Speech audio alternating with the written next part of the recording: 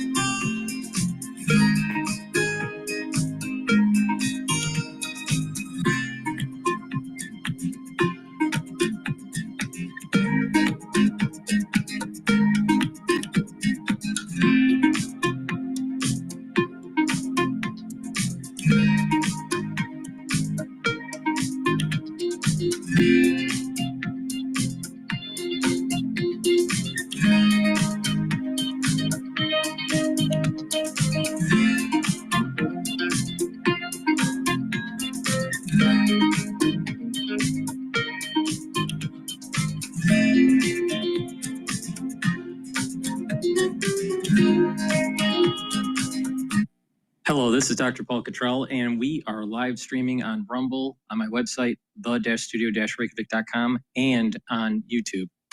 So please help support the work and share the links and ask your social media to follow me. Greatly appreciate it. I also have other channels. I have 4 channels on YouTube. I have Brighteon, Bitchute, and Rumble. So please subscribe to all those channels. Sometimes I get strikes on YouTube and I have to switch to the channel on which one I'm going to be doing the live streaming on, because YouTube has lots of censorship, unfortunately. So, but thank you for joining. We do have, today was jobs economic data that was released at 8:30. We're going to be going over that later in the broadcast, but it beat expectations. And the dollar is strengthening relative to the euro and to the Japanese yen. Japanese yen is trading at 144.83. I'd like to see it above 145. The ones that have been watching me, I've been saying that if it's above 145, international stress is much less. If it's going below 140, then there's a lot of international stress. in the financial markets. VIX is trading really well here. It's in the 17 range. So that's very good. The New York session hasn't opened up yet. We need about another 6 minutes or so. The futures market in the S&P 500 is $6,001.75. Maybe we get above 6,000 today. Maybe in the intraday trading in the cash market. BITO is trading at 20.43. That's the ETF for Bitcoin. Oil's trading at 63.76. Natural gas is trading at 3.7. I'm shorting oil and gas, so we'll see what happens when the markets open up here. Now, other things to take a look at here. Gush is trading at about 21.26. Yesterday, it closed at 20.87. So it's definitely bullish for the energy sector in terms of the companies. And there's definitely since the news that came out, oil futures have been going up, but I suspect that it's going to come back down. The reason why I'm saying that is that I think the trading range for oil is now at about 62 to about 64 handle. So like a 62 to a 64 handle. We're at 63.74. There's a resistance point at about 65. So there's not that much more upside to the oil market. I mean, it could go up to maybe another dollar or so a barrel, and then come back down. And usually when it comes down faster than when it goes up. So we'll see. We'll see what happens here. And what else is going on let's see, Bitcoin I think is probably trading below 105. Let's see.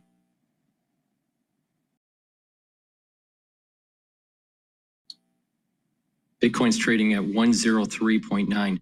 That's the weird thing about what I'm noticing with Bitcoin. Right now, it's trading below, the 105 mark. And I would have thought because of the crypto conference that they had, I think it was in Nevada, that we would have been closer to 110 than closer to 100. So let's see what happens here. The dollar index is at 99.18. And treasuries, the 30-year yield is at 4.935 and the 10-year yield is at 4.458. Things are stable. The price of the bonds are going down because the futures market's going up for the equities. So everything is just humming along here. Oil is trading at 54.58 and gold, which is the short ETF for natural gas, is trading at 23.28. Comfortable, maybe just parking some money? Well, at Ritholtz, we really like value. We especially like it because our investors are investing for 5 years, 10 years, decades down the road. And we want them to, have the smoothest ride possible because we're all human. We're trying to sleep at night. So we generally lean towards value, but we think right now is actually a smart time to lean away from those sectors with high expectations. I know this is a hard thing to say, but tech is at the top of that list. Obviously tech is being thrown around by a number of different factors right now, especially this morning. I mean, look at Tesla, but tech, I think people forget, is one of the highest exposed sectors when it comes to international revenue and cost of goods exposure. Right. And, if you have restricted trade policy there, then, tech is probably going to get hit in one way or the other. Stay there, Kelly. We're going to come back to you. We need to get the markets open right now. We do a data check. Kelly Cox looks at equity, bonds, currencies, commodities with Barry Ritholtz at Ritholtz Wealth Management. So too do we. Futures up 57 right now. It's a 1% move. The VIX from that 20 weeks ago, the angst comes into a hugely bull market, 17.14 on the VIX. The yield space up off the jobs report, but then velocity to a higher yield, 4.93% in the 30-year bond, 4.46%, make it 4.47% in the 10-year yield. The 10-year real yield, 2.13 We stagger to the open. We stagger with John Tucker. All right, right at the get-go, we are higher. Dow Jones Industrial Average up 323 points, a rise of about 0.8%. The S&P 500 53 points higher. That is up 0.9%. Right now, all 11 major industry groups in the S&P 500 are higher. The Nasdaq 100 getting the first trades there, 1% higher, up 222 points. Most actively traded in the early going shares of Tesla right now, 4% higher, followed by NVIDIA up just about 2%. And Graham Holdings, the third most actively traded stock, that is 3% higher. And that is your opening bell report. We check the markets for you all day long right here on Bloomberg Radio. I'm John Tucker, and that is your Bloomberg Business Flash. Paul and Tom. John Tucker, thanks so much. Kelly Cox with us with Ritholtz Wealth Management. Kelly, are we in a bull market? I just said that, and somebody sent a note in and said, Tom, it's not a bull market. Kelly Cox, are we in a bull market? Yes. Well, you asked the right person because I argue with my colleagues about this all the time. I take the investor's point of view. I look at it on a closing basis, and when it comes to closing prices, the S&P has not yet fallen 20% from a high. Now, you could say intraday that happened because it did, but I still think we're in a bull market. I'm not exactly excited and really optimistic about the future, but we are still in a bull market. And I think as long as we are, you do have to wonder if stocks can climb a wall of worry here. Of course, so they always Kelly, have. what do you think of the? Are you guys trying in your buy. portfolio? Are you trying to structure in a slower economy with some of your positioning here, or maybe something even worse? Or are you just saying, you know what, we're going to look through all this near-term noise and think about the next 5 to 10 years? Well, we're doing the latter. We're looking through all this noise. We generally, I kind of go back to what I was saying a few minutes ago, how we build portfolios aimed towards stability and consistency. In a way, those portfolios actually do look like the kind of portfolio you want in a time like this, when job growth is slowing, when the economy is weakening, when there are a lot of reasons to be nervous out there. We lean into quality, we lean into value. We try to structure portfolios that can get you a consistent rate of return. So right now, we're really proud of our international exposure. Right now, oil is trading at about 64.05, and we're going to be testing to see if my theory's right here, that there's going to be about a 64 handle where it's going to start to go back down. So I wouldn't be surprised if this goes to 64.75 and then starts to sell off. I'm looking at the internet. Circle Internet Group, CRCL, up another 18% today. The stock was up 160% yesterday on its IPO. I don't know what this signals. I mean, I'd like to think it signals the IPO market maybe is in better shape than we thought. Callie, when you see a stock like Circle Internet, or just anything, but an IPO that trades up so much, what do you guys make of that? Well, it at least shows the animal spirits are here. And I'm, again, a little confused as to why there are such strong animal spirits right now. I mean, maybe that's just the resiliency of the retail investor or of the everyday investor who, still feels like they're at a good place with their finances. Job market's weakening, but it's clearly it's clearly a little more bifurcated than we think. I don't think this lasts very long, especially with so much business uncertainty out there. But for now, the IPO window is open and investors are liking it. Kelly, thank you. Kelly Cox is short notice, the Ritholtz Wealth Management. We like to get her in when we're up 1%. The Dow up 478 points, SPX up 58 points. This is an opening trade. We're 4 minutes into the day. 16 print on the VIX. Yeah, that's. I'm triple leveraged all cash. John, I mean, fractional shares, I'm just scared. I was going to buy a single share of Apple and I just couldn't pull the trigger. And what was keeping you back? What was keeping me back? 3 children need new things from Apple. That's it. What was keeping me back? Here's what we're going to do. We're going to look at the market right now very quickly here. Again, the Dow up 471 points. We're going to go to a conversation here on Jobs Day. Somehow I think it's going to be somewhat of an optimistic conversation. Lori Michelle Chavez-Reimer is the 30th United States Secretary of Labor, of course, working for President Trump, surrounded by Marty Walsh of Boston.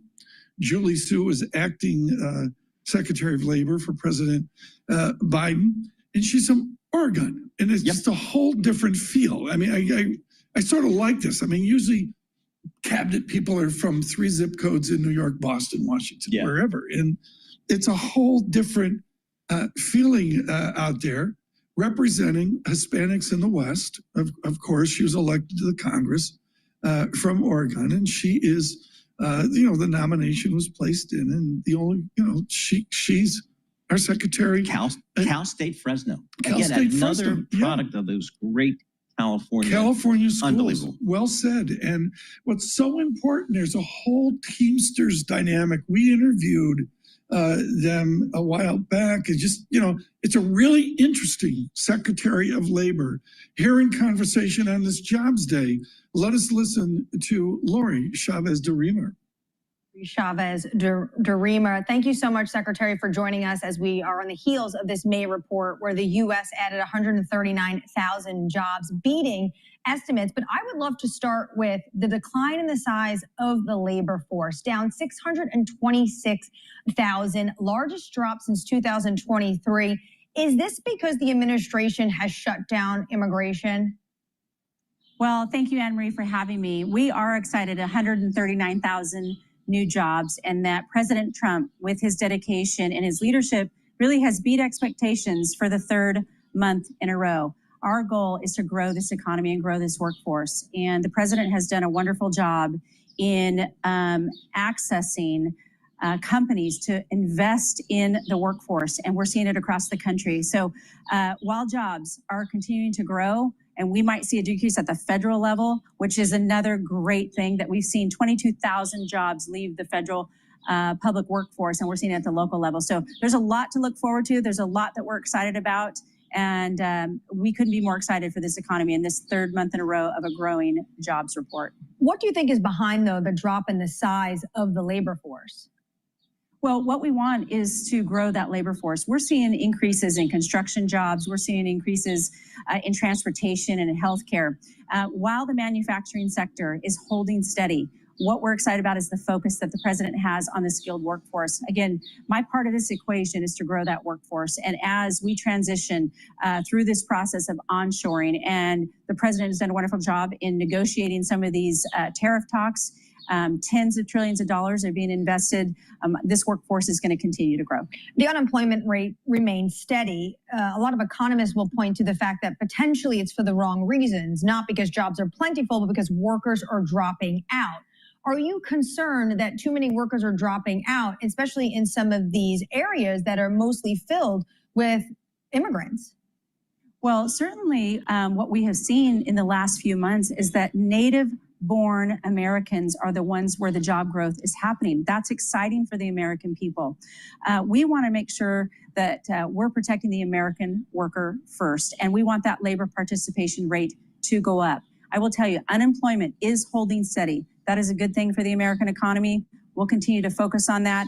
As the president's executive order, with 1 million apprentices across the nation, and also through an executive order that we're going to have the skilled workforce with AI, I'm telling you, and I'm confident that that workforce is going to continue to grow, and we're going to see these numbers continue to climb and unemployment rate continue to drop. Do you foresee wage pressures potentially reemerging to fill jobs if there are fewer immigrants coming to the United States, which is a policy of this administration? Well, I can tell you right now that, wage growth, hourly wage growth is up almost 4%. That's great for the American people, more money in their pockets.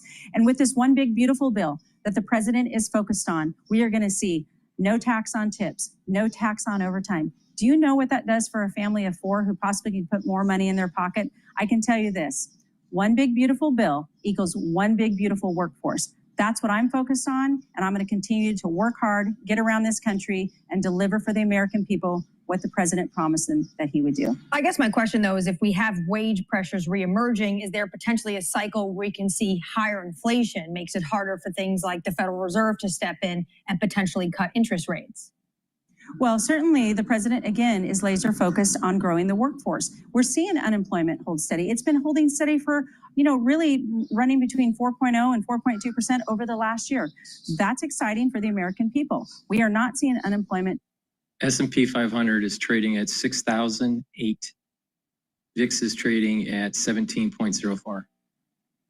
To hold steady and grow this economy. The president posted on social media that America is, quote, hot, and he said 6 months ago it was ice cold. But 6 months ago, I'm looking at the non-farm payroll numbers from 6 months ago, we were at 323,000 and an unemployment rate even lower than we are today at 4.1%. That is what arguably many people would call a hot labor market. What is the president talking about when he says we weren't hot? Well, under the last administration, we saw, for instance, manufacturing jobs take a tank over the last 20 years. That is what the president is bringing back.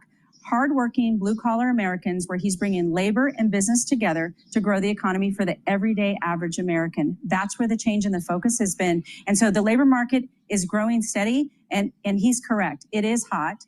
And it is better than what we had in the past administration, 100%. But manufacturing payroll numbers dropped 8,000 for the month of May.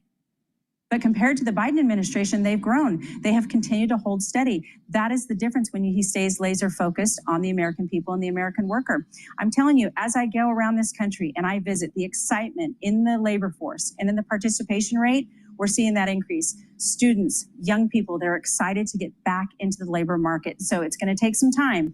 But I can tell you, if we stay focused on the American people, I don't make a decision at the Department of Labor unless I know it's going to benefit the American worker first. You mentioned federal workers and those employment numbers dropping off. When you think about DOGE working inside the labor force, has it changed given the fact that Elon Musk has now left the administration, and also given the fact that he's having this pretty massive breakup with the President of the United States on social media? Well, the focus of DOGE was government efficiency. Again, that's what the president promised the American people, that he was going to save them their hard-earned tax dollars. Again, the focus is to make sure that we're being efficient with their tax dollars and still growing the economy. Listen, we can have distractions all day long. This jobs report of 139,000 new jobs, I think, is the primary focus today, because that is what matters to the everyday workers who get up every morning and understand. All right, right now, that resistance level of 64.75 on oil seems to be proving correct here. It maxed out at about 64.72 and then started coming back down. It's trading at 64.48. DOGE, our own agencies, because again, for the American people, they want to understand that when we have their hard-earned tax dollars, that we're spending it wisely and we're saving them dollars where there's inefficiencies. And I'll continue to focus on DOGing my own agency. Most likely it's going to try to retest it, fail, and then come back down. Probably go back down, test 64 as a support level and break it, and then go trade in the 63 handle range. That's going to take a couple hours, though, for it to pan out. Reserve need to be cutting interest rates when you're telling us that this is a really fantastic and healthy labor market? Well, that's the focus, right? And sometimes you gotta have the stool stand on several different legs. The president does a wonderful job at negotiations. The president will have a conversation with the Treasury Secretary, and he will determine when it's time to put the pressure on to lower those interest rates to make sure that we're still adding to the American economy and protecting the American worker. Thanks so much for joining us, Labor Secretary Lori Chavez-Durima. Really appreciate your time. Shanali and Matt, I'll send. Anne Marie Horton, thank you so much there with the Secretary of Labor after. Please go to my store, the-studio-reykjavik.com, and help support the work that I do, and also help support your health and wellness. Not only am I telling you what's going on in the markets and how I am seeing some of the profitability there, but I'm also telling you how to improve your health and wellness. All right? Something that I do every day. So please go to my store, help support the work that I do, and help support your health and wellness. Use discount 5 and you get $5 off any order. Now, let's talk about a foundational piece for the health protocol. A probiotic is really important, very important. As a foundation for your health protocol. Another piece of that foundation should be a multivitamin. I have a great multivitamin that we'll be talking about shortly here. But I have two different types of probiotics. I have the veggie cap version, which is in my hand, and a powdered version. I take the powdered version because I take a lot of different supplements that are in a powdered formula. And that's like collagen and boomer boost and gladiator barley and lignans, right? So it's just easier for me to mix them all together for my lunch and take them. But some people don't do that. So go to my store, get the powdered version or the veggie cap version of the probiotic and take it every day. Now, what's going to happen is you're going to be able to absorb your nutrients. You're going to have less inflammation at the gut level. You're going to improve your immune system at the gut level. You're going to have a better gut biome. Your communication between your gut and your liver and your gut and your brain are going to improve. And you're going to be able to improve your sleep. You're going to be able to improve your concentration. You'll be less irritable. So please go to my store, the-studio-reykjavik.com. Get the probiotics. It's really important for your health. It also helps to improve your skin and your hair and your nails. You can see the manifestations of a poor gut biome within your skin, just the way the skin is aging. So please go to my store and get the probiotic. Now, we were talking about, if I can find it.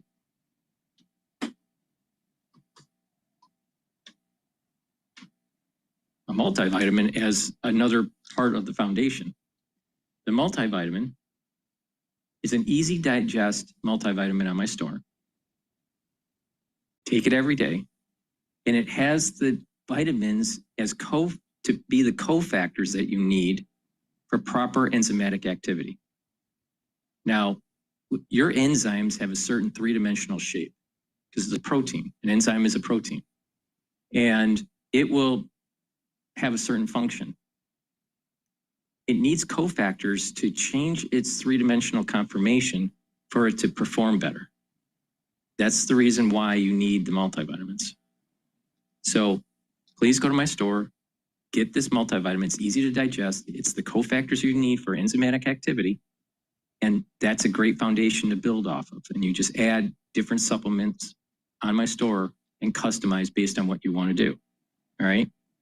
But taking this with the probiotic is a great foundational start to improving your health, slowing down the aging process, and having longevity and vitality. So please go to my store, the-studio-reykjavik.com, use discount 5, and you get $5 off any order. Now, let's do a market update here. The S&P 500 is trading at 6,012. VIX is trading at 1707. The euro is trading at 1.13. Oil is trading at 64.40. So it's panning out like how I thought it would. BITO is trading at 20.9293. BITO is the ETF for Bitcoin, for the ones that don't know. But the thing is, longing, all right? BITI is to short it. What I am surprised at is Bitcoin still is not getting closer to the 110 mark. It's closer to the 100 mark. It's trading at about 103, right? 103,000 a token. So that's surprising to me. All right. There just seems to be like it's just hovering there. And it's just like, where is the money flows? Now, it could be that all the money flows are going into, the traditional stocks and ETFs, and wait that out. And then there'll be, further inflows into crypto. That could be, and everyone's trying to catch up.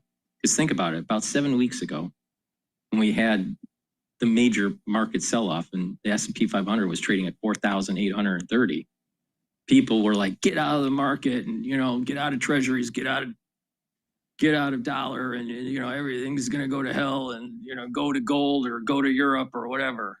And I stated, don't bet against the United States. And 7 weeks later, we are trading above 6,000 intraday. It's possible that we close over 6,000. I also said in July, we are going to have an all-time high on the S&P 500. Now, just think about this. You've been watching me for 7 weeks since this sell-off, all right? And I told you exactly what to do. And things panned out. So you should take that and what I'm telling you about your health. And you're what you're gonna notice is that you're aging slower. You're gonna be able to mitigate chronic issues that are the two biggest chronic issues in the United States is diabetes and heart disease, and most of it is self-induced. There's a lot of people looking to find excuses, but most of the chronic problems that we have in the United States is self-induced. All right? And heal your body. But not just that, you know, if you pay attention to what my observations of this, because I've been doing this for a long time, it pans out. It works. So just listen and do, and you'll be fine. All right? So people would say, well, what are you doing? All right, I tell you, there's a resistance level and there's a support level. All right? And I tell you where I think those are. Now, in terms of your health and wellness, I'm telling you exactly what I take. And if you can't afford everything that I take, which I totally understand because not everybody has money. I get that. I tell you how to do it in an affordable way. So please go to my store, the-studio-reykjavik.com. Now let's talk about, we were talking about brain function because of a good gut biome, and you'll get better sleep, right? Well, Good Night Formula is a supplement that you should be taking every night. And what that's going to do, it has tryptophan and melatonin in it, GABA and passion flower. And what this will do is it'll allow you to go into deep sleep, and REM sleep in about 3 cycles is what you need, roughly. Anywhere from 3 to 5, but 3 is like the minimum. But by getting those cycles of sleep, you're going to detoxify your body, be well rested, and consolidate memory. And over time, you're going to notice that your body's healing. You'll have better memory. You'll have more mental acuity. Your body, your overall body is detoxifying, not just your central nervous system. And you're slowing down the aging process. So please go to my store, the-studio-reykjavik.com, and get the Good Night Formula. One major part of the anti-aging protocol is proper sleep. Super important. So if you're chronically sleep deprived, you're most likely doing damage to your overall body. You have probably higher cortisol levels, probably have a higher glucose level. That's inflammatory. Those are inflammatory, right? And causes damage. And when you have chronic inflammation and you have chronic cortisol levels, what happens is that your body is wearing down, right? And elevated cortisol levels chronically actually becomes immunosuppressive. So it weakens your immune system, even though there is this chronic inflammatory process that's taking place. So by calming your body down, going into parasympathetic, getting proper sleep, you're bringing down those cortisol levels. By bringing down those cortisol levels, now you're slowly bringing back up your immune system. And you're controlling your blood glucose levels in the process, because elevated cortisol levels usually increases your glucose count. It's really simple. Get proper sleep. Please go to my store, the-studio-reykjavik.com. And oh, by the way, you pay attention, and you went into the market when I told you to, you would have made money. But all these other podcasters that said, buy gold, get out of the US market, run to China, go to Europe. Never. I want you to write this down. Take a piece of paper, take a pencil or a pen, and write this down. Never bet against the United States. Never, ever, ever, ever, ever. And you will be fine. And Tom Keene, what I could do a shout out right now to our team. We blew up the show like 7 times this week. Yep. Thank you, Eric and the interns, the 3. And also thank you, Peter, out at YouTube for pointing out Pershing Square Bar. Yeah, is where the exactly. interns go. That's Buzzy solid spot. Buzzy O'Keefe's place. Yep. You know, they go down there. They have a drink called Liquid Lunch. Okay. It's like a gura. It's like, it's like a martini with onions. It's a good spot right by Grand Central. Quick When Ed escape. Ludlow's in town, that's the first place he goes. Is Yep. a happy hour at Pershing Square. Joining us from San Francisco now, our self-driving fiend, Edward Ludlow, here on Tesla. Ed, I don't want to go. For the ones that are watching the oil market closely, so intraday after the news announcement, the oil peaked at about 64.72 for WTI. This is the CL contract. So, and it broke 64.50 as it was coming down, and now it's trying to retest. And I suspect that it will retest and peak lower than 64.72, and then it'll start to sell off, and then try to find some support at 64, and then that will fail, and it'll start to have a 63 handle. But that's going to play out probably. We probably won't see this until about 12 o'clock, maybe 12:30. But we'll see. We'll see what happens here. But I think that my gut is that a 64 handle is probably the upper limit of the trading range for oil right at this moment in time. For probably the next week or so. But we'll see. We'll see what happens here. Natural gas is trading at 3.692. I'd like to see it trade at about 3.64. 3.62. Kind of what's happening here, and I'll make it about the president and Musk. The big point of the volatility on Tesla shares is that the Trump trade, as it related to Tesla, was a bet that the friendship between Elon Musk and the president of the United States would result in federal level policy, frameworks, regulation, call it what you will, that would allow Tesla to do the future that you and I are debating now, put more vehicles on public roads that don't have anyone in the driver's seat. And until you have that at critical mass of volume, most policymakers would agree, you're not going to let the insurance bit is kind of quite distant. I love the question because we never talk about insurance. Ed, what's it like for the folks at Tesla? Is Elon Musk really back? What are you hearing from the company? I think since the Doge term officially ended, what I'm hearing most consistently is that Musk has been, at a minimum, equal parts focused on SpaceX and XAI, and not done what he said publicly, which was a greater proportion of his time spent at Tesla. Remember, he said that on a quarterly earnings call of that company. Yeah, but the thing is Tesla owns robots. They build the robots, and XAI is going to be feeding those robots. Trust me. He's building systems that are almost synergistic.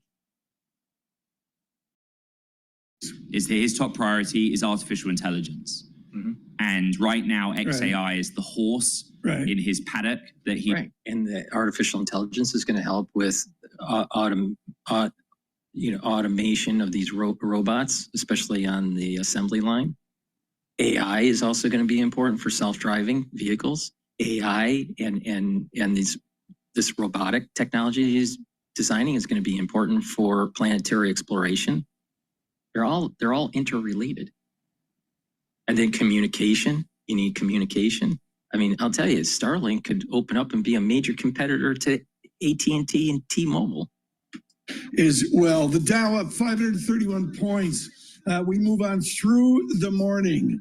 Mark Ronson, the horns recorded in Brooklyn, New York. Good morning. I have to always be careful with that damn show that they do because they play audio clips of songs, and I sometimes get a copyright strike. Please go to my store, the-studio-reykjavik.com, and get these deodorant bars. They're dual purpose. They're for males and females. It helps to detoxify your body, and you use it as a deodorant, so you don't smell. and you don't want to smell, right? Because it's starting to get hot outside.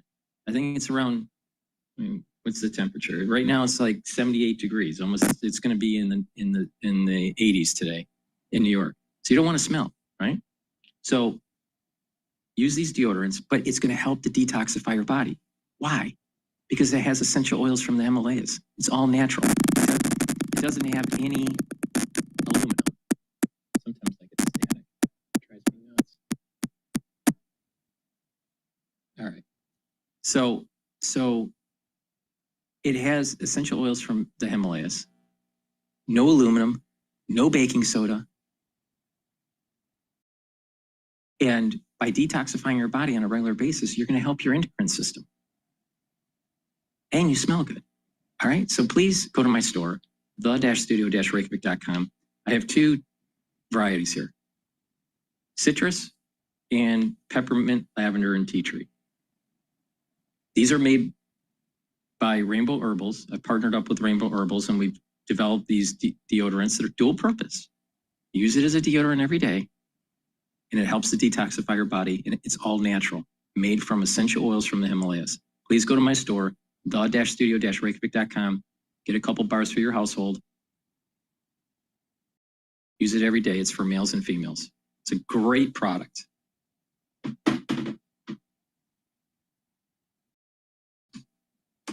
And before we go to the markets, get olive leaf extract. Olive leaf extract is a dual purpose product. See, I like providing dual purpose products. Why? Because it's more cost effective for you. And when you're targeting multiple systems at the same time, there's a synergistic effect. So olive leaf extract helps your immune system and your cardiovascular system. It brings down inflammation. When you're bringing down inflammation, that's allowing for your immune system to be more energized, and it will be able, or more charged, if you want to use that term, and be able to allow for your body to heal, because your immune systems are super important for healing process. But also it will be at a full level to be able to fight anything that it comes in contact with. But if you're chronically inflamed, what happens is that cortisol levels start to go up. Chronic pro-inflammatory cytokines actually becomes immunosuppressive. You don't want that. All right, so you want to calm that down. Now, olive leaf extract also helps to control your lipid profile. So it's helping to bring down LDL levels and increase your HDL levels. That means that if you have less LDL oxidized, you have less plaque buildup. Now, the oxidation of LDL is twofold. You need free radicals in your bloodstream, and you need inflammation. By bringing down the inflammation and taking other things that will soak up free radicals, you're radically changing your risk profile.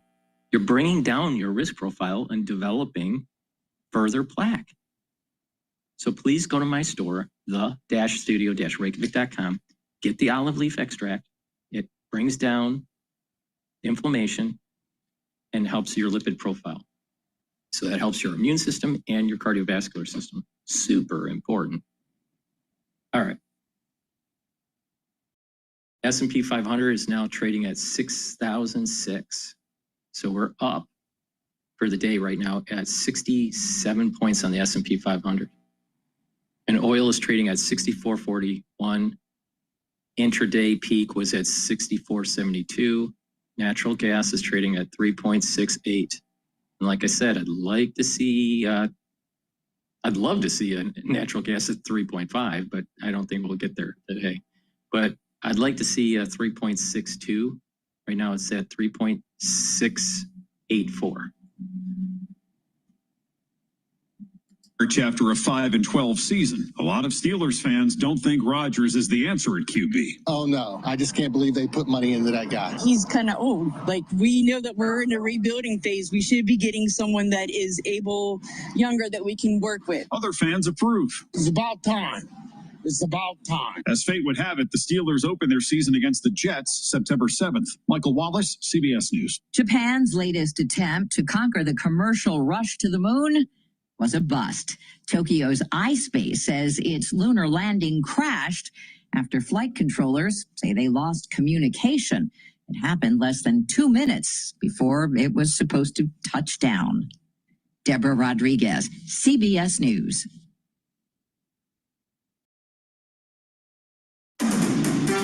This is Bloomberg Intelligence with Alex Steele and Paul Sweeney. The real outperformance has been in U.S. corporate high yield. Are the companies lean enough? Have they trimmed all the fat? One person's chaos is another person's animal spirits. Breaking market headlines and corporate news from across the globe. Because we're trading in the 6,000 range, you need to look in the mirror, all right? And you need to turn your persona into Gordon Gekko, all right? Greed is good. Greed is right. Greed works, all right? I'm telling you, be bullish. Don't be afraid. Because you got all these people now that wish they were listening 7 weeks ago, 6 weeks ago, even 4 weeks ago. And even institutional investors fucked up. They even fucked up 2 years ago when they kept on saying that we were going to be in a recession and it never happened.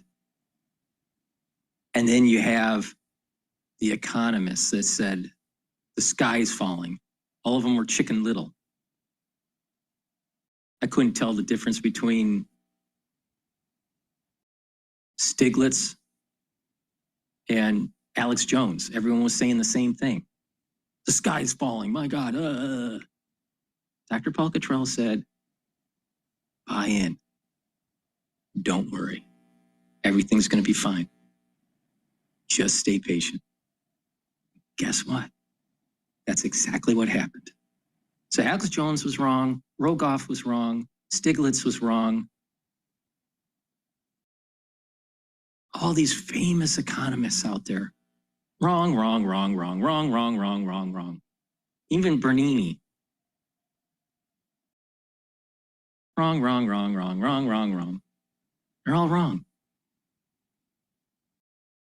Don't bet against this major economic boom that's coming for the United States. But it's not going to be like a previous boom, economic boom for the United States. It's going to be something different, okay? And it's going to have its own kind of flavor. The big part is how does society and how does the job market bring in AI and how that changes the job market, all right? But there's going to be new businesses that are formed too. So at least in the short term, in medium term, it's very bullish. The question is what happens with this technology and it gets into warfare and drone. You can imagine how drones will be autonomous and it starts to get into Elysium kind of stuff, right? Will we have the ethics? Don't be so worried about AI and its ethics. Be worried about human ethics, the ones that are making the AI and the ones that are using the AI and our ethics. That's what you got to worry about. And mankind's ethics kind of like, it's hard to get them on a real good ethical path, right? This goes back to my diatribe about God, country, and family. But, let's try not to do that again today. But the point here is that we're going through a new era. And we're going to have challenges, but that's the American spirit. The American spirit is to get through those challenges. You could be swearing up a storm because it's difficult, or you could be depressed about it and all that, but don't give up. Put everything on the field, hold the line, and prevail. That is America.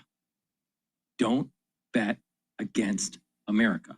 So if you hear these clowns that are like, sky's falling, Alex Jones, sky's falling, go into gold.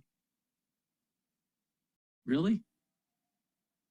If you listened to Dr. Paul Cottrell, you would have gained 10%, 15%, maybe even 25% return, depending on when you put in that new capital into the market.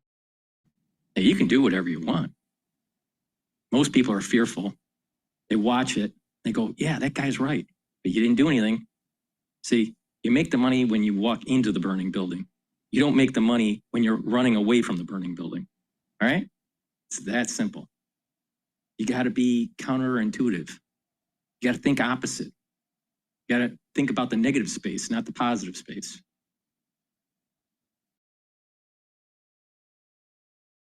As Wall Street actually did anticipate. And of course, we know that people have really been looking at AI spend.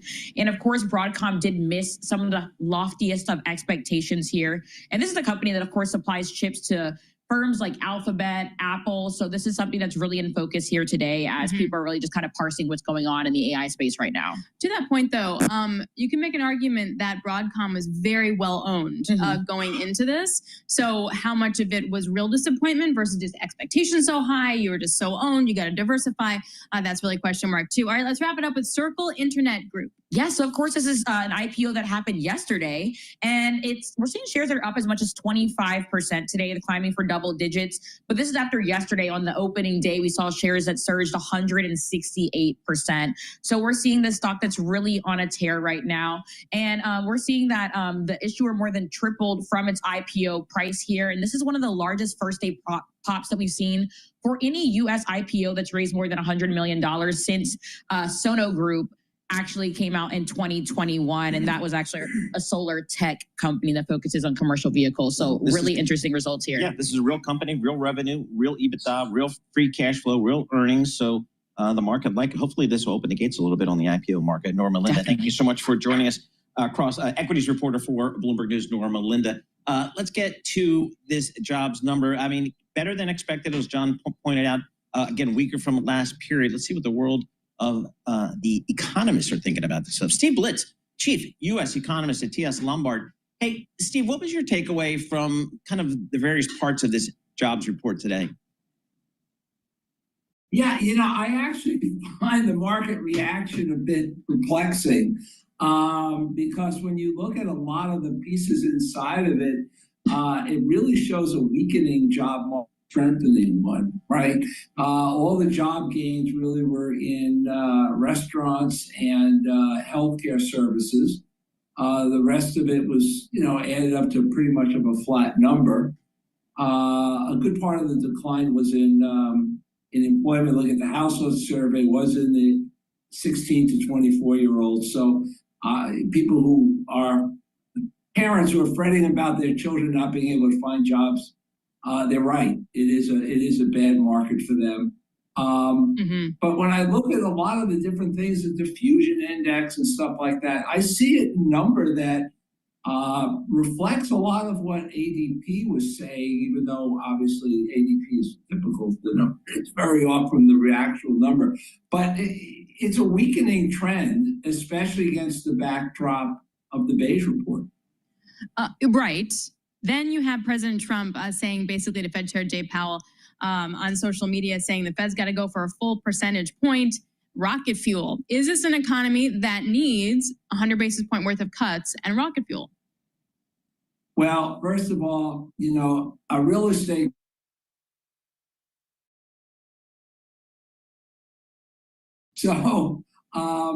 but I think there, the Fed's betwixt and between a tough spot here, right? Because inflation is higher, is running. If you look at it on a rolling 3-month basis, we're still stuck in this 2.5%, 3% range on core PCE inflation, where it was under 2%, pre-COVID. So we're still. So I just exited out of my natural gas position. Now I'm watching very closely the oil position. Not deflationary. Powell in effect has a hall pass here, right? So I think that, he knows he's out of a job in May. We're into legacy building on his part. And Trump said a few months ago, though, it changes every day with him, but he said no pain, no gain on the tariff side. So it's a tough spot for them. I think, though, we're going to get a dovish sentiment coming out of the June meeting. And I think chances of a July hike, well, I certainly don't think they're going to, cut, not hike. I don't think they're going to cut in July, but I think the odds are closer to 50-50 than what the market is priced in. Steve, is this economy, I mean, how do you think this economy is going to perform in the back half of this year here? Is it a time when maybe some of these tariffs are going to catch up and we will see a market slowdown? Yeah, because there's a couple of things here that, we're in a bit of a sweet spot. And I look to the third quarter, firms are just beginning to find out how much of these tariffs they can pass through to the final price, right? I mean, we saw this surge of buying, so they got a lot of stuff in inventory pre-tariff. They're going to sell it tariff plus their markup. What can they get through? How much can they get out? And then once they know that, then there's going to be a payroll question. Do we now have too many people? Do I have to shrink my firm? Whatever. We're going to find that out in the next few months. At the same time, you're getting the debt ceiling is going to get lifted in July, either as part of the budget or as a one-off, and then it'll be part of the budget a few months later. And that means that we've got to return to Treasury borrowing and Treasury borrowing plus, because they're going to borrow for the deficit in Q3, and then they're going to also have to borrow to put money back in the savings account, and that's going to put upward pressure on yields at a time when you don't really have a lot of sponsorship for the 10-year. So really yields are going to get pushed up. And also what I found is that there's a tailwind to the economy when you have a debt ceiling in place, because Treasuries. Oil is now trading at 64.22. Let's see if it's going to continue to this. It definitely broke the 64.50 mark. All right, so around noontime, we're going to see probably a testing of the 64. Sorry, not Chuck. We're going to speak to Chuck. Just kidding. Thanks a lot. We really appreciate it, Steve. Steve Blitz joining us from TS Lombard. Thank you for breaking down that jobs number for us. The markets, though, obviously looking at this in a very positive way, with the NASDAQ up 1.3% and the S&P up 1.1%. And I just did a deep tease. Chuck Lieberman now will be joining us, co-founder and chief investment officer at Advisors Capital. He will break down what to do with this market.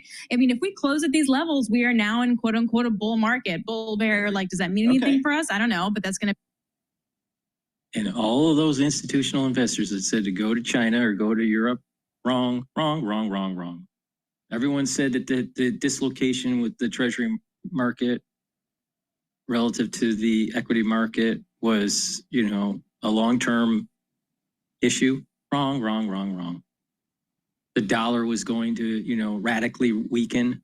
Wrong. These people are clowns, total clowns. All right, let's take a look at some other news that's going on in the world or in the United States here. So let's take a look at what's going on here. This feud with Trump and Musk, it's crazy. There's two lines of thinking. And I'll tell you, the people that I've asked this, half of them think that it's all fake. Like it's some, fake wrestling match or something between Trump and Elon. And then there's another group that's just saying that this is Elon off the rails, and I'm starting to think the latter, not the former. I think Elon is off the rails. I think what happens is once you become super wealthy like that, you think that you have so much control, no matter how down to earth, how many t-shirts or whatever that someone wears. There's still, when you get into that uber wealth, there's an ego. It's about power. It's not necessarily so much about money. It's really about power. And because he was kicked out of the White House and he was so close to power, and now he doesn't have it, at least not in the political sense. Now it's just throwing around his money to influence people. Well, when he was intimately integrated with the whole Doge project, he saw the day-to-day workings. He was in the boiler room, as people would say. I think he misses it. But the thing is that Trump, even though I support Trump, there is this kind of immature mentality between Trump and Elon. Both are very wealthy. Most people wish they only had just a fraction of their wealth. All right. Both have a lot of power in different realms, different ways. They are acting like kids. They're acting like children. These are grown adults. One's in his 70s. The other one is in his, I think Elon's 50. In his 50s, isn't he? I think he's in his 50s. So grow up. Move on. Don't worry about it. Now, if you're a shareholder of Tesla, you're pissed because your shares are going down. Now, if you're a trader, you would take a look at a leveraged ETF. And you probably would want to buy because there's this sell-off because of the Twitter feud and the tweet feud, or however you want to phrase it. And that sales will start to go up. Him aligning away from Trump is actually going to produce probably more sales, not less sales. So I would think that a leveraged ETF buying long Tesla would be a good idea. But that's more of a trader kind of mentality. For an investor, you're pissed off because share price went down. But eventually it'll start to come up, right? And this would be if cash is at hand, this would be probably a good idea to just purchase the stock. Traders probably would do a leverage kind of situation, short-term leverage situation. But in 3 months, the stock is going to go up. All right. Yeah, Tesla doesn't need the subsidies. Now, I'm sure Elon is pissed off that in terms of just the concept of trying to save money for the government, it doesn't seem fair to cut the subsidies for EV, but maintain subsidies for the oil and gas industry. I agree with him on this. But the thing is that he miscalculated his power on the totem pole. Yeah, he's the richest guy in the world on paper. He's bright, but he's not necessarily as savvy as he should be. And the oil and gas industry has been around for a long time, going all the way back to Rockefeller. All right? They know how the game's played because they've been playing it for over 100 years. And Elon doesn't understand this because he's so focused on this new world of code and new world of AI and EV and blah, blah, blah. The reality of the situation is making an EV vehicle is not cleaner than making a regular car. When you look at all the add-in costs to be able to extract the energy, make the car, the durability of the car, the resale value of the car, all the variables involved. All right. At the consumer level, at the producer level, and even at the environmental level, making EVs is not cheaper and is not better for the environment. I don't care. I don't care what you say. Buying an EV is not green because the mining that is needed to get these special rare earth lithium type metals compared to not just vertical drilling, but horizontal drilling for energy, where the footprint could be really small and less problems for the environment. Back in the day, during Rockefeller's day, you needed an oil well every 300 feet.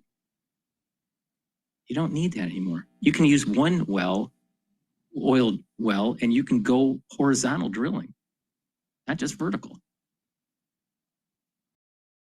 Now, which one do you think is going to be better for the environment? Horizontal drilling or these large mining pits to get lithium? And then the water usage is much higher for an EV. Well, people would say, well, it's not using gasoline, but you're most likely charging your car on a coal fire plant. Or people would say, well, I'm just charging my car on the energy produced by the nuclear power plant by me. Well, what happens if you have a Fukushima? That fat tail event, that flying pig, that black swan event will last for 10,000 years. Now, do you think it was green? I don't think so.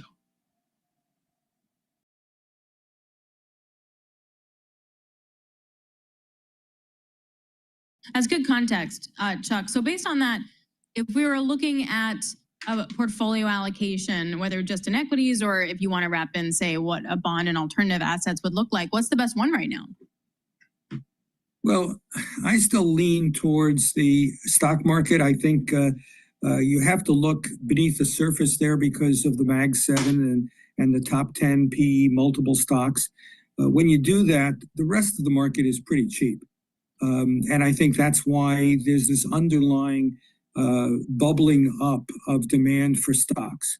You can find a lot of companies, whole industries, that trade at PE multiples of under 12 or in some cases even under 10. All right, I'm gonna go to Fox Business. They're talking about China might be right about this, expert warns.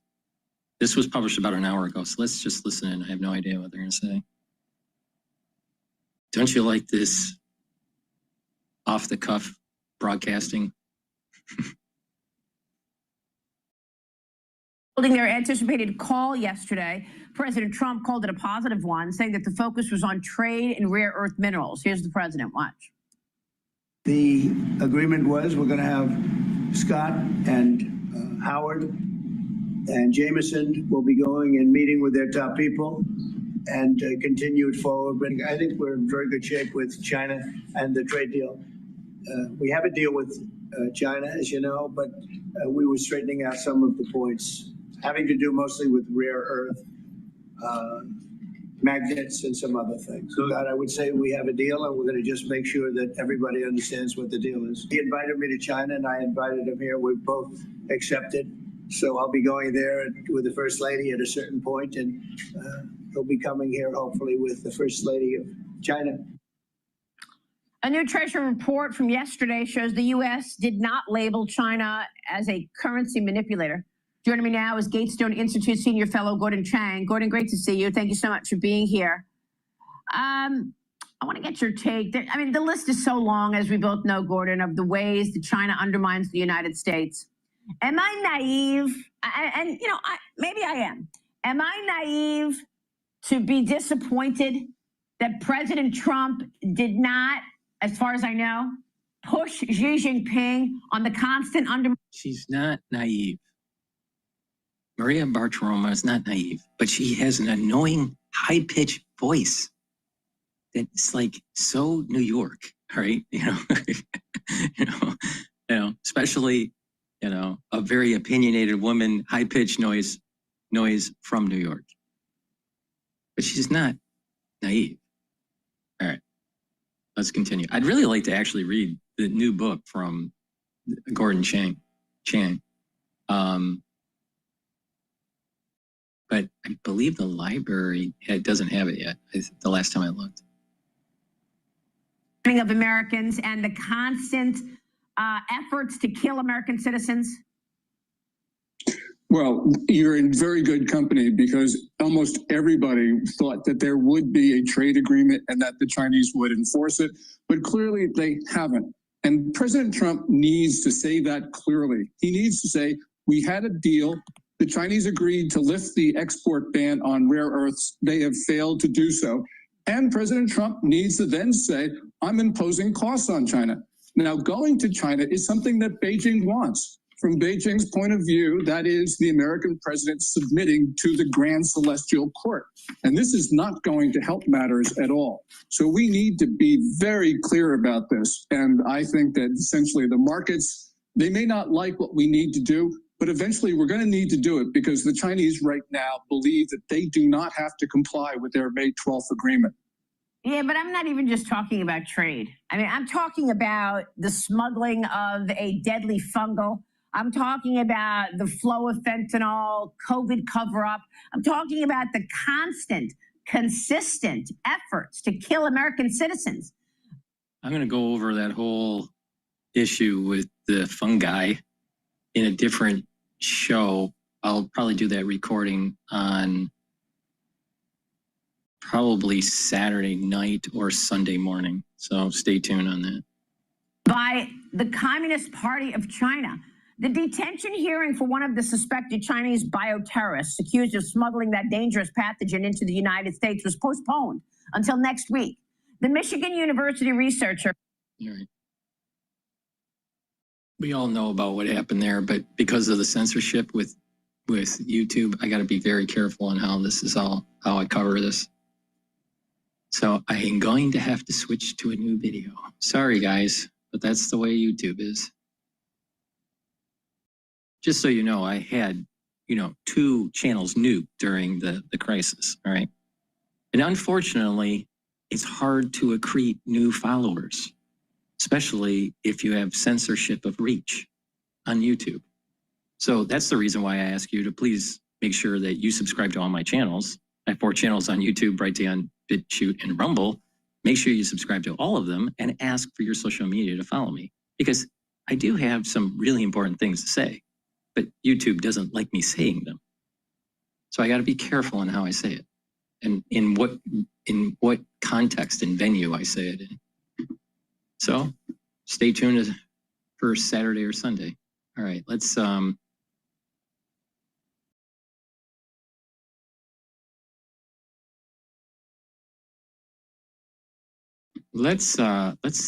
to CNN about this feud. All right, we do have breaking news this morning. What is President Trump's latest thinking about his explosive feud with Elon Musk?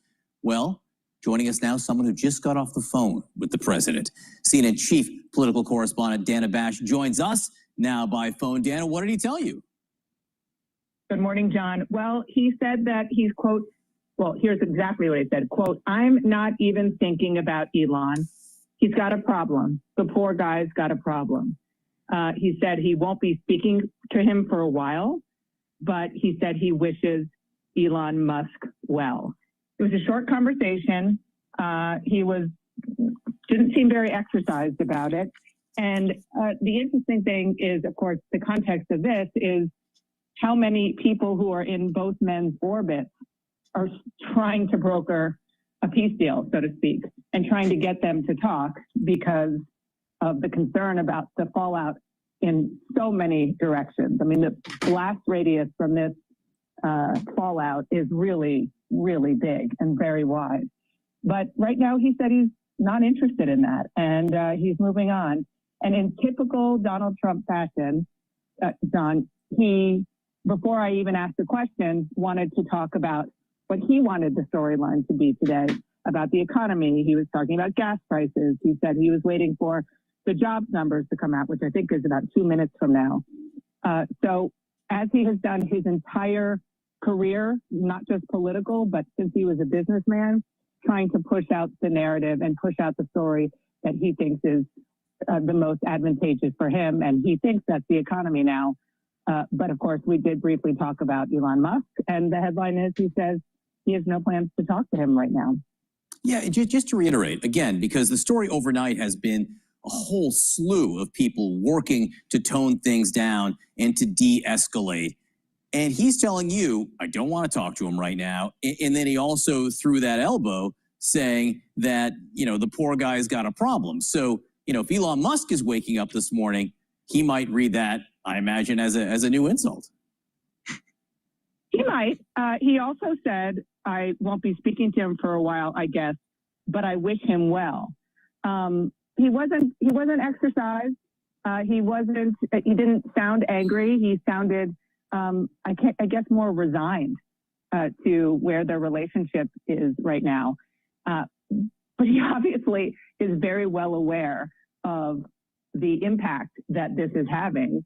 And that's why I found it interesting that even though he seemed to try to put a stop to any speculation or, as you were saying, the entreaties from so many people for the two of them to make up, you're still trying to kind of shape the narrative about what is coming out of the White House. It's not an easy thing to do right now because literally the entire world is focused on this remarkable feud between the president of the United States and Elon Musk. I will say that's 100% true. People were talking about it on the subway, on the sidewalks, everywhere I turned yesterday afternoon and evening. This was as 100% focus. Dana Bash sharing her interesting morning conversation with the President of the United States. Thank you very much. We'll let you get ready for Inside Politics, which airs at 12 p.m. Eastern.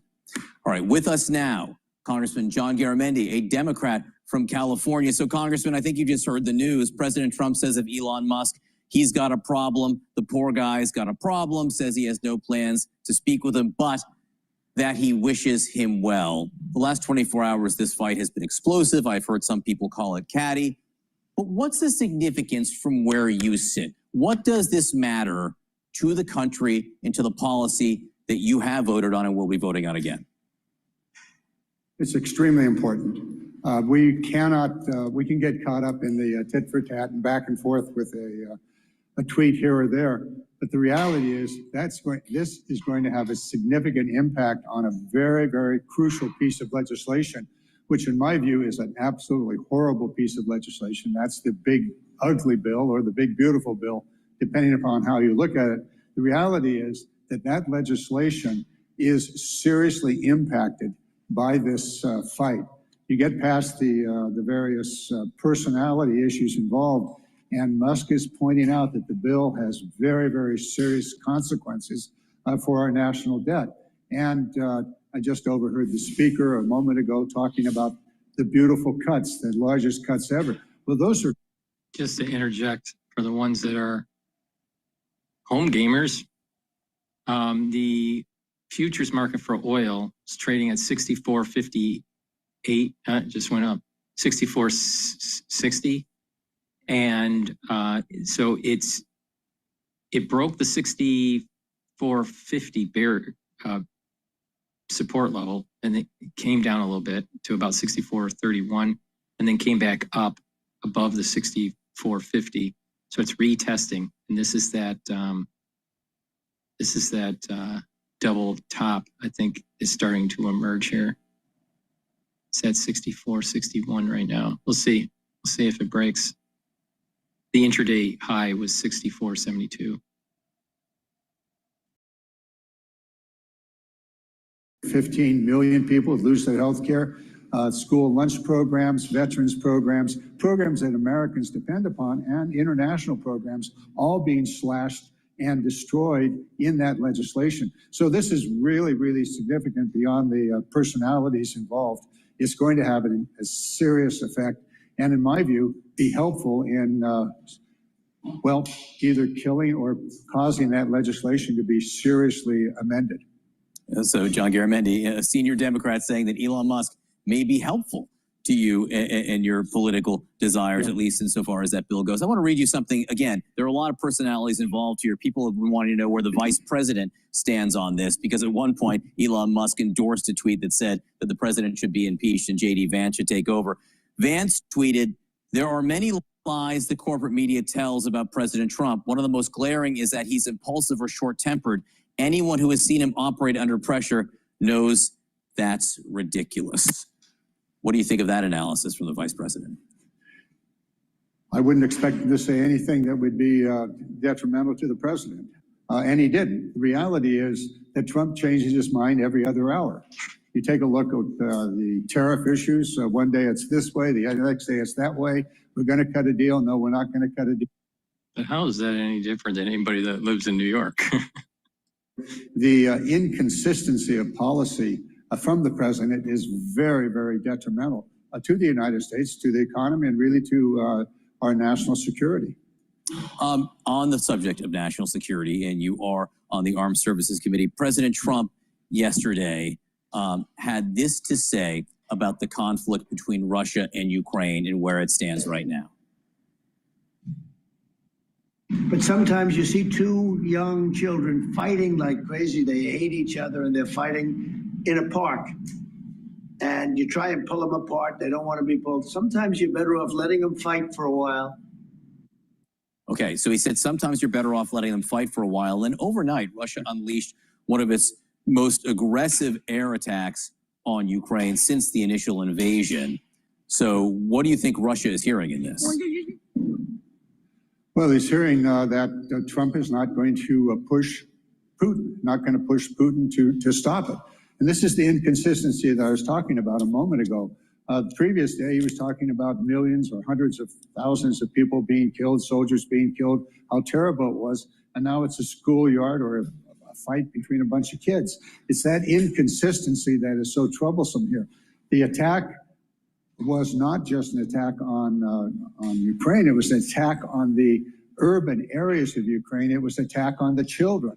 It was an attack on the civilians of Ukraine. It wasn't. Ukraine went after Russian airplanes. Russia, Putin is going after civilians. He is bombing the apartments. He's bombing the urban area. Infinity sales declined 10% in 2024 year over year, according to the vice president of Infinity. For ones that don't know, that's a car. It's a vehicle. Are going to be diverted to the Middle East. You go, what in the world is that all about? It's this inconsistency. Bottom line here is it's absolutely critical to our national security and really to the security of Europe and the world that Ukraine has the support it needs to be successful in its fight against Russia. We need to understand what Putin really wants to do. He wants to rebuild the Soviet Union. He wants to reestablish the Warsaw Pact in which Russia dominates Eastern Europe. This is a direct attack through Ukraine on NATO. If in any way Ukraine becomes a puppet of Russia, or it becomes a part of Russia as it once was, then the next step is Eastern Europe, and that is NATO. This is the moment. This is the time in which the United States has to stand with Ukraine and with Europe and make absolutely certain that Putin doesn't get his wish, which is the reestablishment of the Soviet Union. Congressman John Garamendi from California, we appreciate your time this morning. Thank you. All right, let's play a little bit of CNBC. But before we do that, please go to my store, the-studio-reykjavik.com, and get the great structural nano silver soaps that I have. These soaps, you can get it in charcoal tea tree, lemongrass, peppermint, and lavender. All right, so get a couple bars for your household, or a few bars. Help support the work that I do. These videos are for free. I give you lots of information, and the products that I have on my store are very high quality and help with your health and wellness. So please go to my store, the-studio-reykjavik.com. Get the soaps and improve your health and wellness. Support the work. Discount 5 is a discount code that you can use, and you'll get $5 off any order. Another great supplement that I have is magnesium and zinc. Magnesium and zinc is a dual purpose product. It's going to help with your immune system, but also magnesium is very important for brain function. And magnesium helps the efficacy of D3, vitamin D3. So please go to my store, get the magnesium and zinc, boost up that immune system, boost up that brain function. Super important. Please go to my store, the-studio-reykjavik.com. The link is in the description of this video and all my videos.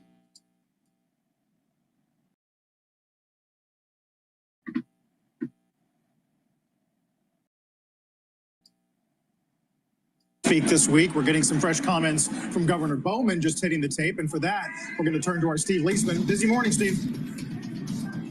Carl, you're correct, Governor Bowman, but she is the newly approved vice chair for bank supervision. not sworn in yet, so she's still Governor Bowman. But the important thing is, this is her first speech after being approved by the Senate, and she's promising a broad review of bank regulations in the United States. She says the core principles of regulation should be pragmatism. She advocates tailoring bank regulations that is more specific by the kind and size of bank, reevaluating the guidance that the Fed and agencies give to the banks, as well as ratings and review of capital, which may be the most important. She says regulators should look at total capital requirements, not do them specifically one by one and check boxes. So Fed will soon publish a proposal to address concerns with the enhanced supplemental leverage ratio. It's an important thing. I can explain it at length some other time. Bowman says they'll review the community bank framework, including capital requirements, and suggest broad review of the Dodd-Frank Act. One quote from her speech: the task of policymakers, she says, and regulators is not to eliminate risk from the banking system, but rather to ensure that risk is appropriately and effectively managed.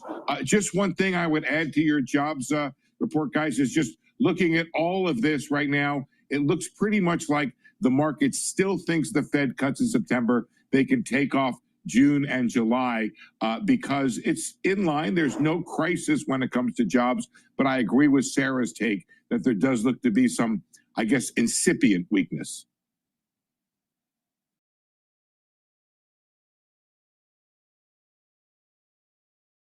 All right, let's play. President Trump and Elon Musk. And everybody's wanting to talk about that. All right. Let's listen to this one. Let's get more on the White House reaction to the jobs report. Joining us is Council of Economic Advisors Chair Stephen Myron. You really think the Fed can cut 1 full point in this environment, Stephen? The market is going the other way. Good morning, and thanks for having me. I mean, look, you know, inflation is very well behaved. Core inflation in the last couple of prints was at the lowest level since March of 2021, right? So that's undid all of the Biden administration's inflation. And inflation's pretty well behaved. There's no evidence whatsoever of, you know, incipient reemerging inflation threats. And I think that we do have to acknowledge that the president has a really good track record of being right on monetary policy. He was right in 2019, 2018, saying that inflation was not a threat. Consensus eventually came to his view. He was right in 2021 that inflation was going to reemerge, and consensus came to his view again. I think we have to acknowledge he's got a pretty good track record on this. I think, Chair Myron, there's an argument for why the Fed should pay closer attention to moderation in jobs and in the overall economy. And I highlighted some of the weaker spots in the jobs report today. But and yes, inflation is behaving itself now, but most economists think we haven't really fully seen the impact of tariffs yet, whether it's retailers hoarding inventories or waiting on price increases, but that's coming. You see that all over the survey data. I mean, you see it in some survey data, but the survey data tend to swing around based on sentiment, based on the stock market, and there's not really a good, a good correlation between what happens in survey data in recent history and what happens in hard economic data. That correlation has softened quite a bit. So what I would say is there's no evidence of it thus far. Perhaps it emerges, but there's no evidence thus far. And we did this experiment in 2018, 2019, and we saw that there was zero macroeconomic evidence of material increases in inflation whatsoever. Indeed, the Fed's core measure of inflation went down over that period. Sure, it wasn't as widespread. I mean, this is 10% tariffs across the board with many trading partners. And just look at Lululemon. Look at all the retailers. They've lowered their profit guidance on this. They're either going to have to eat it in profit margins or pass it on to the consumer. We hear about price increases every day, but you know, Chair Myron, let's stick with jobs. Are you getting concerned about what's underneath the surface here?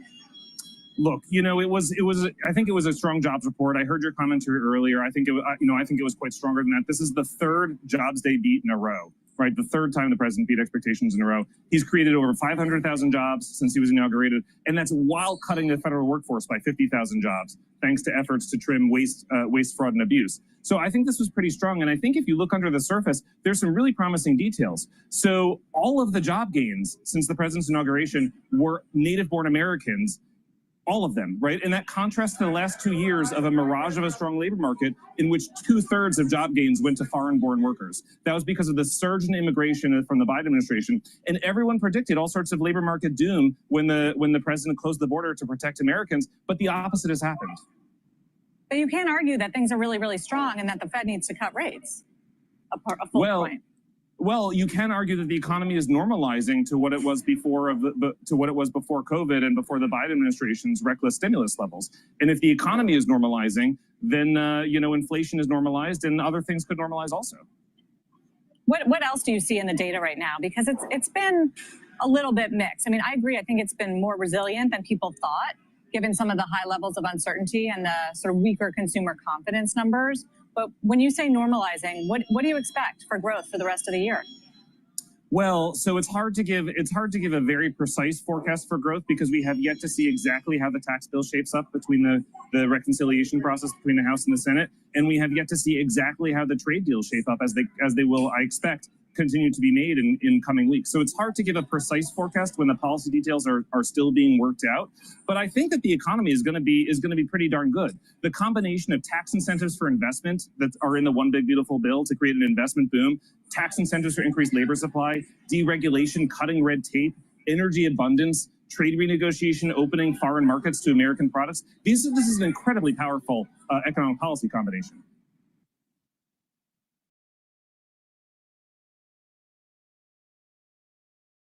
All right, let's go. This year, we're hearing a lot about government efficiency. To follow the debate, it helps to have data and facts. Don't hit that skip button. This stuff matters. I'm Steve Ballmer, a data nerd who founded USA Facts, and here's a quick take on a hot topic. Let's begin with this feud between the president and Elon Musk. Their differences over the Trump tax and spending cuts bill extending into those back and forth posts on social media yesterday about other issues too.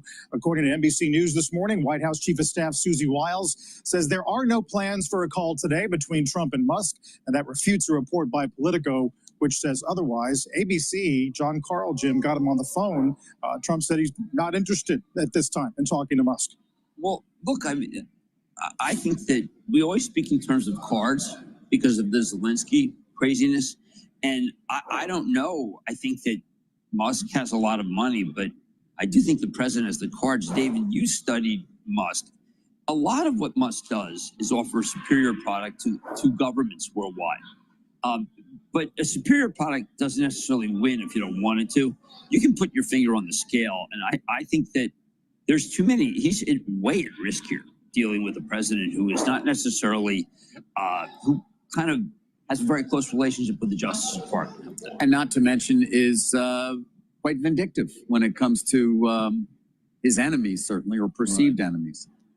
Yeah, Jim, I mean, obviously, along with everybody else, just kind of watched in wonderment, not necessarily fully surprised at what we saw yesterday. Although when you go Epstein, it's not clear to me you ever come back from that in terms of repairing a relationship. As that was one of any number of different posts from Mr. Musk in terms of really attacks on the president. And obviously there were rejoinders as well. He's got a lot at stake. Elon has never shown a willingness to back off, ever. Never once. He made that clear in the interview we did 2 years ago, of course, where he famously said, I don't care. Right. And he has proved it every day since, whether it's alienating a certain part of his potential buyers for Teslas by being so political in many ways and so many other ways. But this one is a sort of a somewhat unique challenge he's taken on because, to your point, whether it is Tesla and mileage standards from which it benefits, by the way, because remember, it sells its credits and make it a lot of money to other automakers and need to meet mileage standards. That may go away or may very well go away. Whether it is getting nationwide rules for autonomous driving. I mean, when I was in Austin a couple of weeks ago, the Department of Transportation Secretary was there with me. And they were meeting and talking about those very rules as Musk gave him, there's Sean Duffy, a tour not just of the plant, but of the cars as well. So relying on the government for that. EV credits, obviously, which are going away under the big, beautiful bill. Relying to a certain extent on that as well. And then you get to things like NASA. You just go on and on. And to your point, Jim, it would seem that it's not necessarily rational to pursue at this level of vitriol what Mr. Musk is currently pursuing against the president. I think that's right. I think that if you own Tesla, you own this fight. Now, the analysts they can't find anything wrong with what he does. I didn't read anyone who just said, you know what, I liked it, but I didn't know this guy is just one hell of a crazy guy. I think everyone has accepted his craziness and liked it. I don't think you can. I think that you said the key thing, David. You used the term.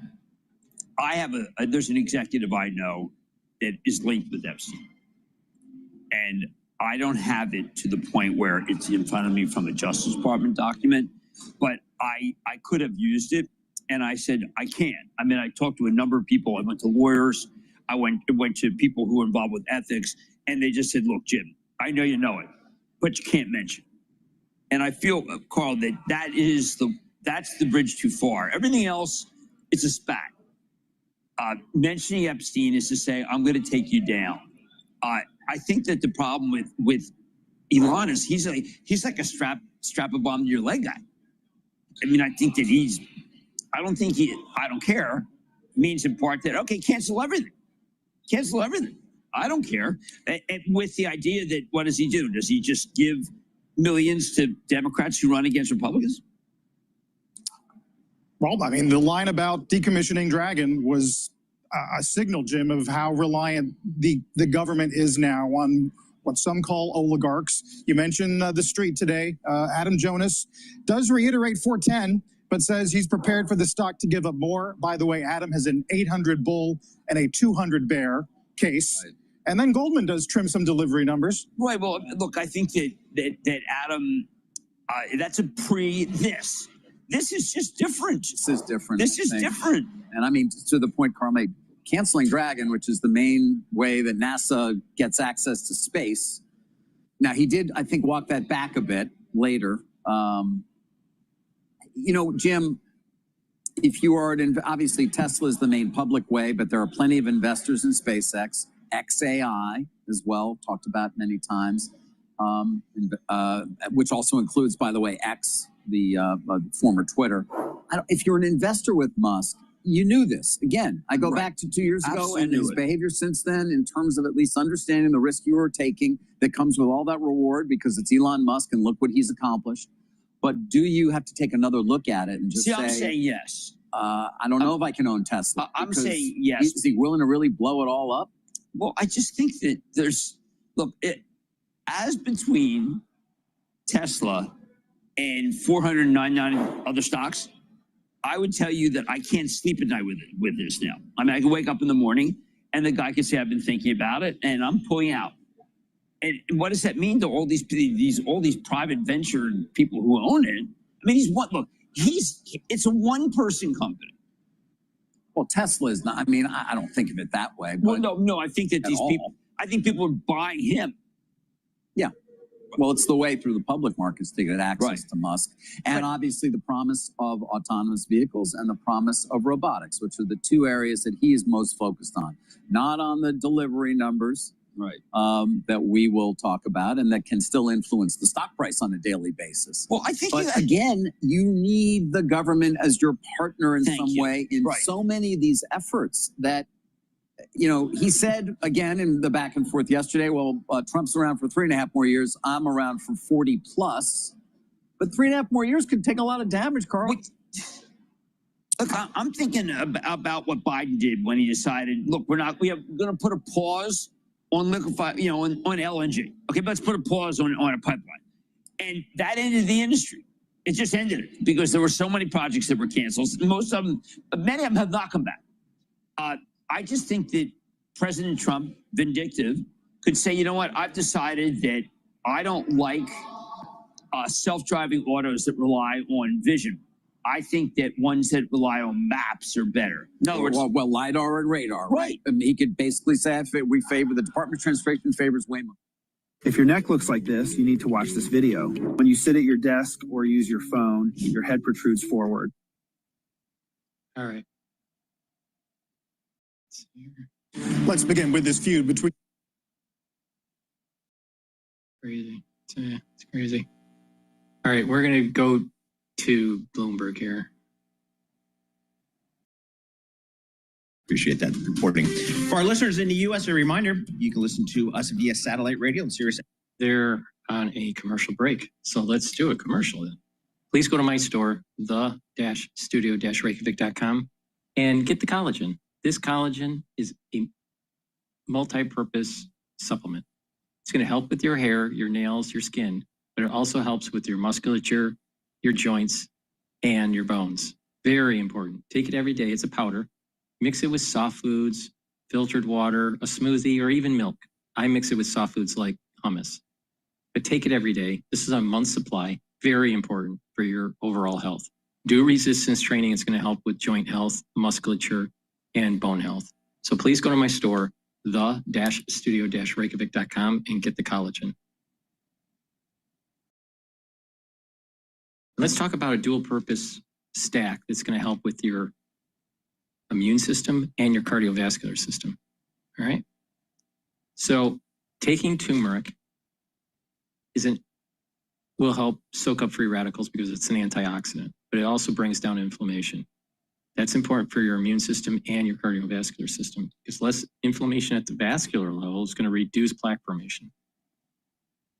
Ashwagandha root brings down cortisol levels, helps you to control your blood glucose levels, and that helps bring down that inflammatory response that's at the vascular level, so you're reducing plaque formation.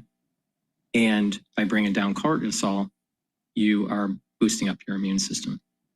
Now, taking turmeric and ashwagandha together is synergistic to help with your immune system and cardiovascular system, but also stacking it with omega-3s, very important because omega-3 brings down systemic inflammation, helps to reduce the stickiness of the red blood cells. So that's preventing or mitigating overclotting, really important. And omega-3 helps to bring down LDL levels and increase your HDL levels. So if you're improving your lipid profile, you're reducing oxidized LDL. And by reducing oxidized LDL means you're reducing plaque formation. So please go to my store, the-studio-reykjavik.com, get the omega-3, get the ashwagandha root, and get the turmeric, stack them together. Very powerful stack to boost up your immune system and your cardiovascular health. Please go to my store, the-studio-reykjavik.com. Make sure you drink filtered water and exercise, all right? Stay away from processed foods. And those exercises you should do all 4 modalities: cardio, resistance training, balancing exercises, and stretching exercises. All 4 modalities are very important. So please go to my store, the-studio-reykjavik.com. So where does this morning's jobs report leave the Federal Reserve and Chair Jay Powell? Stephen Blitz is chief U.S. economist at Lombard Street Research, and he was a guest right here on Bloomberg Intelligence.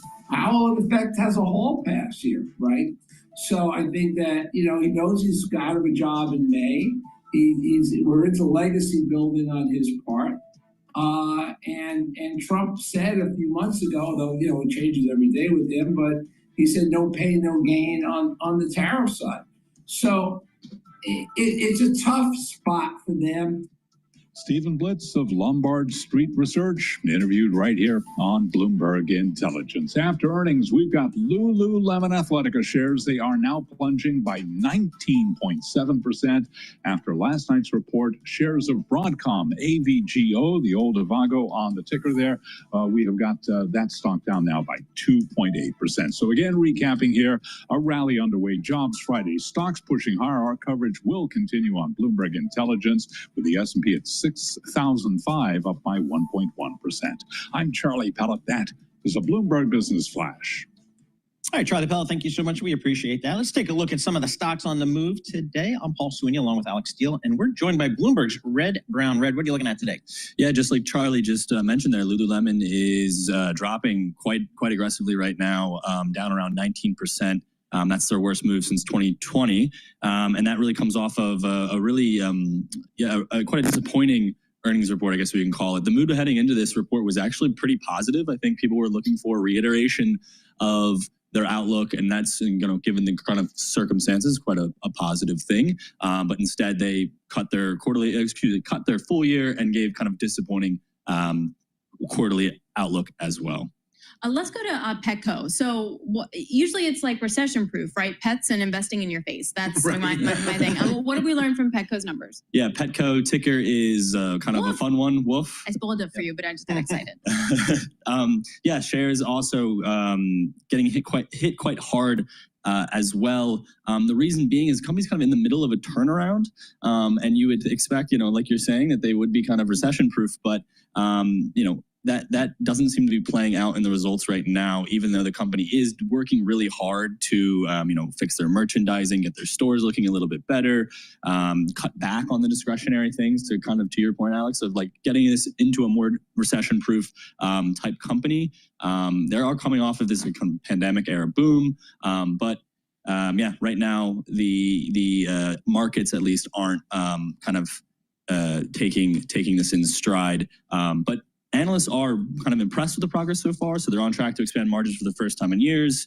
Again, shifting focus away from the more discretionary toys and things like that towards services, grooming, veterinary clinics as well. The company's making a lot of progress there. Company just down off earnings today, but maybe some positives to take away from the actual strategic moves. All right, so I'm getting my first dog in July. So we just did a little tour of the local Petco. They got everything, including it's like Walmart for pets only. Yes, and they got the grooming thing. And let's talk about how some of the supplements that I have can actually help with dogs and cats. All right. I normally don't talk about it that much, but for the ones that have reached out to me, some of the things that I do have will help with your pet. The Max 14, the Max 35, or the Cleanse, giving them a half a teaspoon a day and mix it with their food will help with their oral cavity, but also their gut, and help with their immune system. You can give them C60 for the dropper, give them about a half a dropper, a full dropper. All right. So you got a full dropper, about half a dropper, and mix it in their food. If you have a big dog or a really big cat, you can put a full dropper in. And also the another thing that you might want to get for your pet is NMN. And NMN is, I don't have that on my store, but I give that to my pet, and that will help with slowing down the aging process. All right. But a similar way to do that is also the NAD+. So, but C60 and the Max 35, Max 14, or Cleanse for your pet are pretty good stuff for your pet.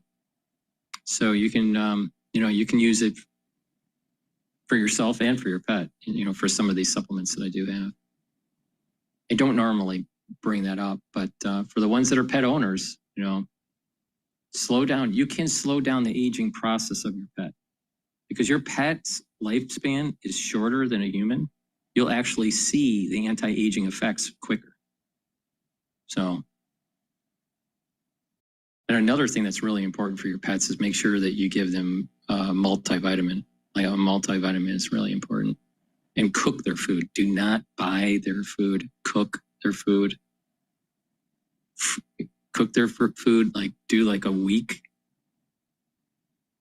food prep for them, and then you rewarm it. All right, and it's so you have vegetables in there, and you have meats. Either chicken or beef, and sometimes even fish. But you just food prep it for the week. You reheat it. Do not reheat it in the microwave. Reheat it on the stove top and let it cool down. Once it's cool, then you put in the supplements, the multivitamins for your pet, the Max 35, Max 14, or Cleanse, and the C60, and do that on a regular basis, and you'll notice that they'll have more energy. Another thing that is good for your pet is giving them the Gladiator barley or the heirloom barley. Give them about one small little scoop, not a big scoop, but a small scoop. Small scoop's about half a teaspoon or so. Mix it with the food, and that's going to help detoxify their body. They're going to have less inflammation. Their joint health will be better, and it's going to soak up free radicals. So by giving them the C60 and the heirloom barley or the gladiator barley, you're soaking up those free radicals two ways. You're soaking up the free radicals through the C60 for your pet, but you're also soaking up the free radicals with superoxide dismutase. So by soaking up those free radicals, you're going to start seeing that slowing down the, there was a breaking news that popped up on the screen and I missed it. So by slowing down the aging process, by soaking up those free radicals, you're going to see that your pet is going to have more energy, and the hair, the coat of the pet will be better. Their eyesight will be better. You'll notice that sometimes when you have a pet, their eye age you start to see their eye age probably around the 8th year, maybe 10th year of the pet. So eye health is really important for pets.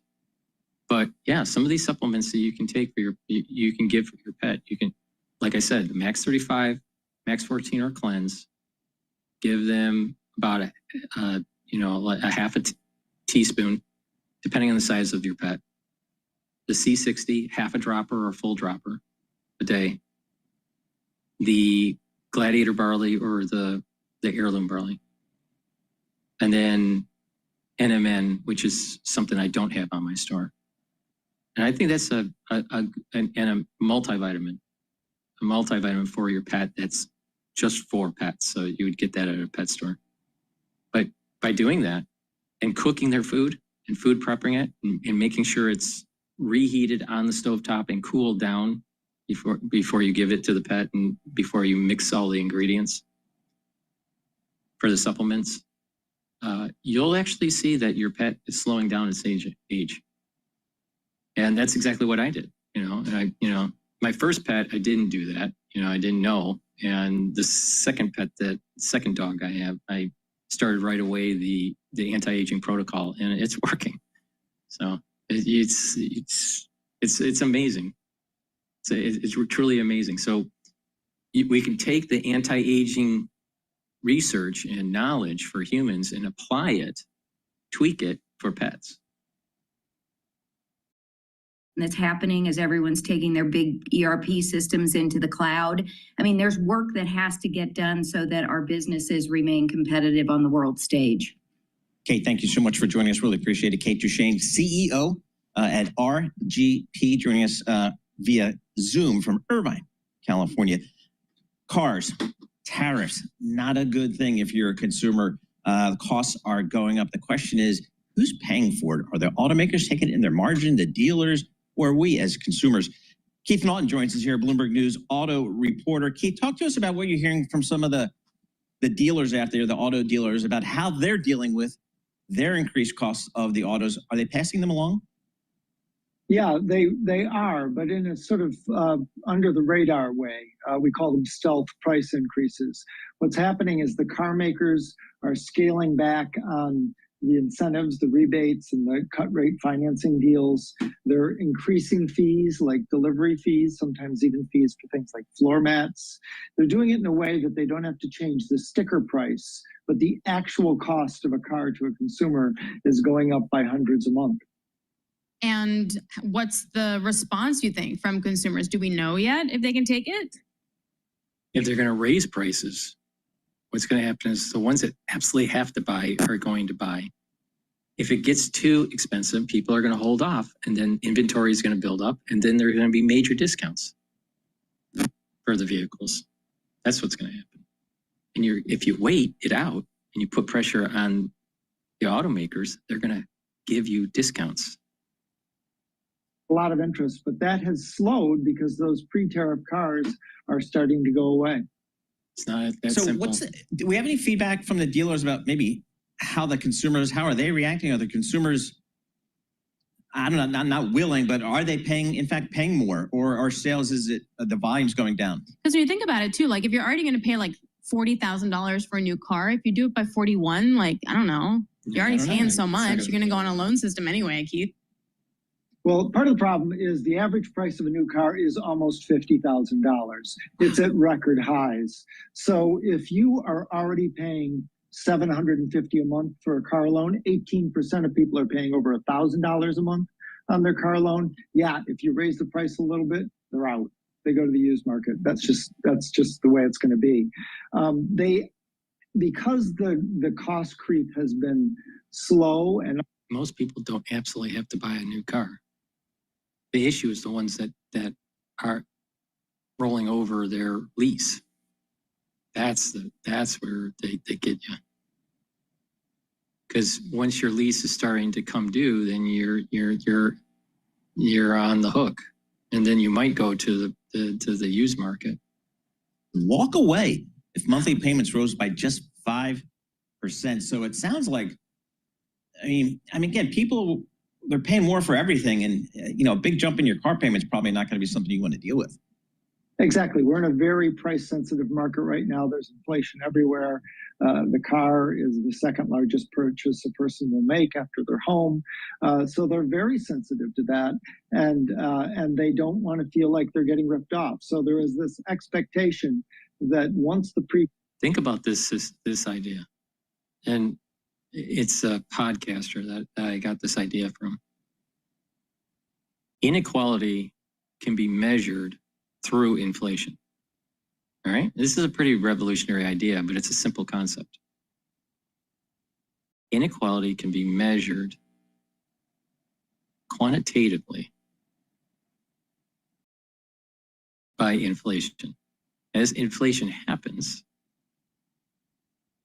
more money that's being printed goes to assets, not to goods and services. Less money goes to goods and services.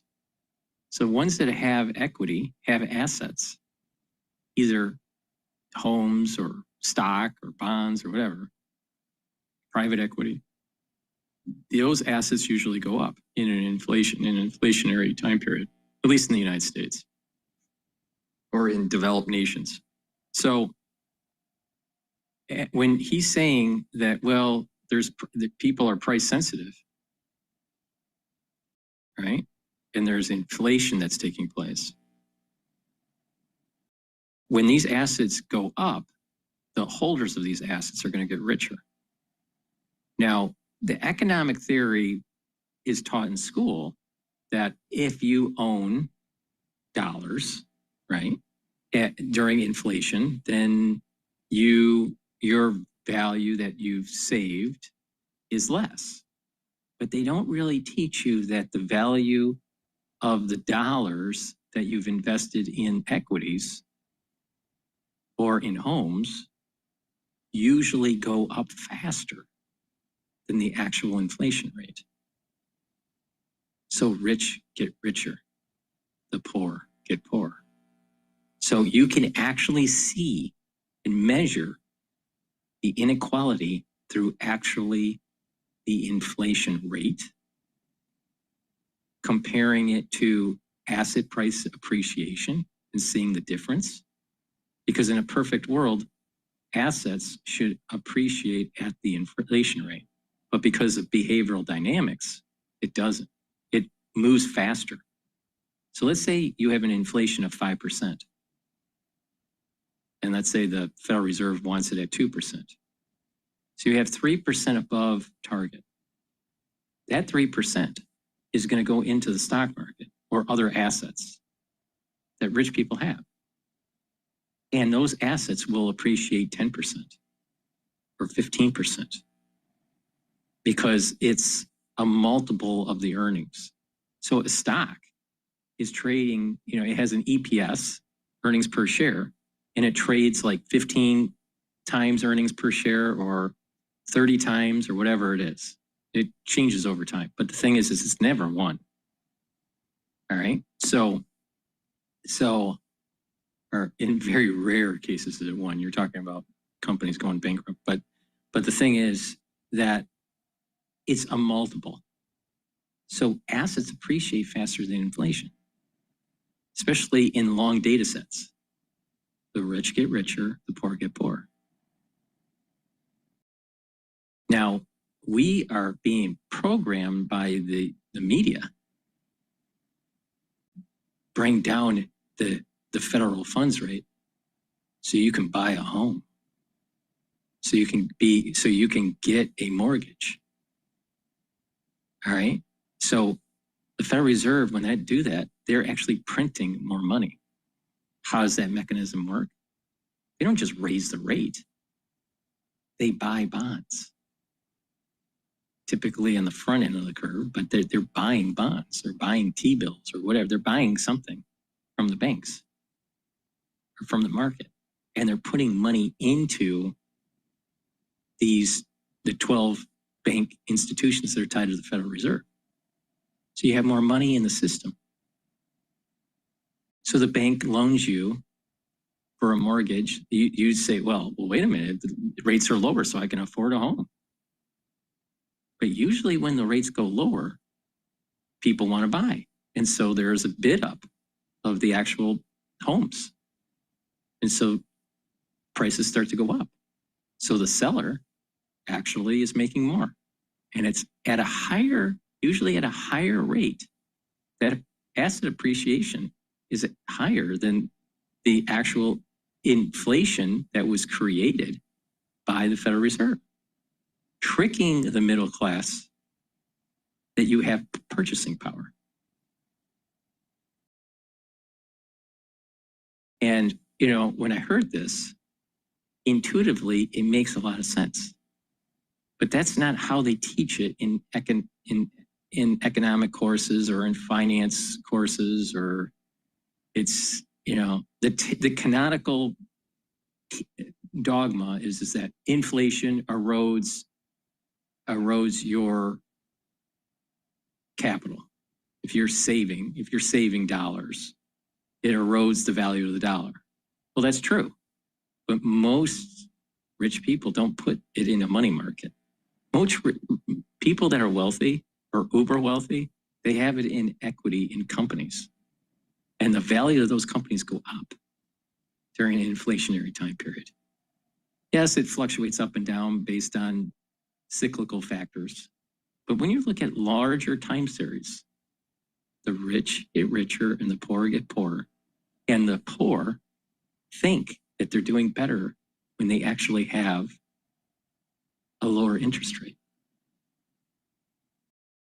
What you really need is to break the transmission of the rich having the ability to have these multiple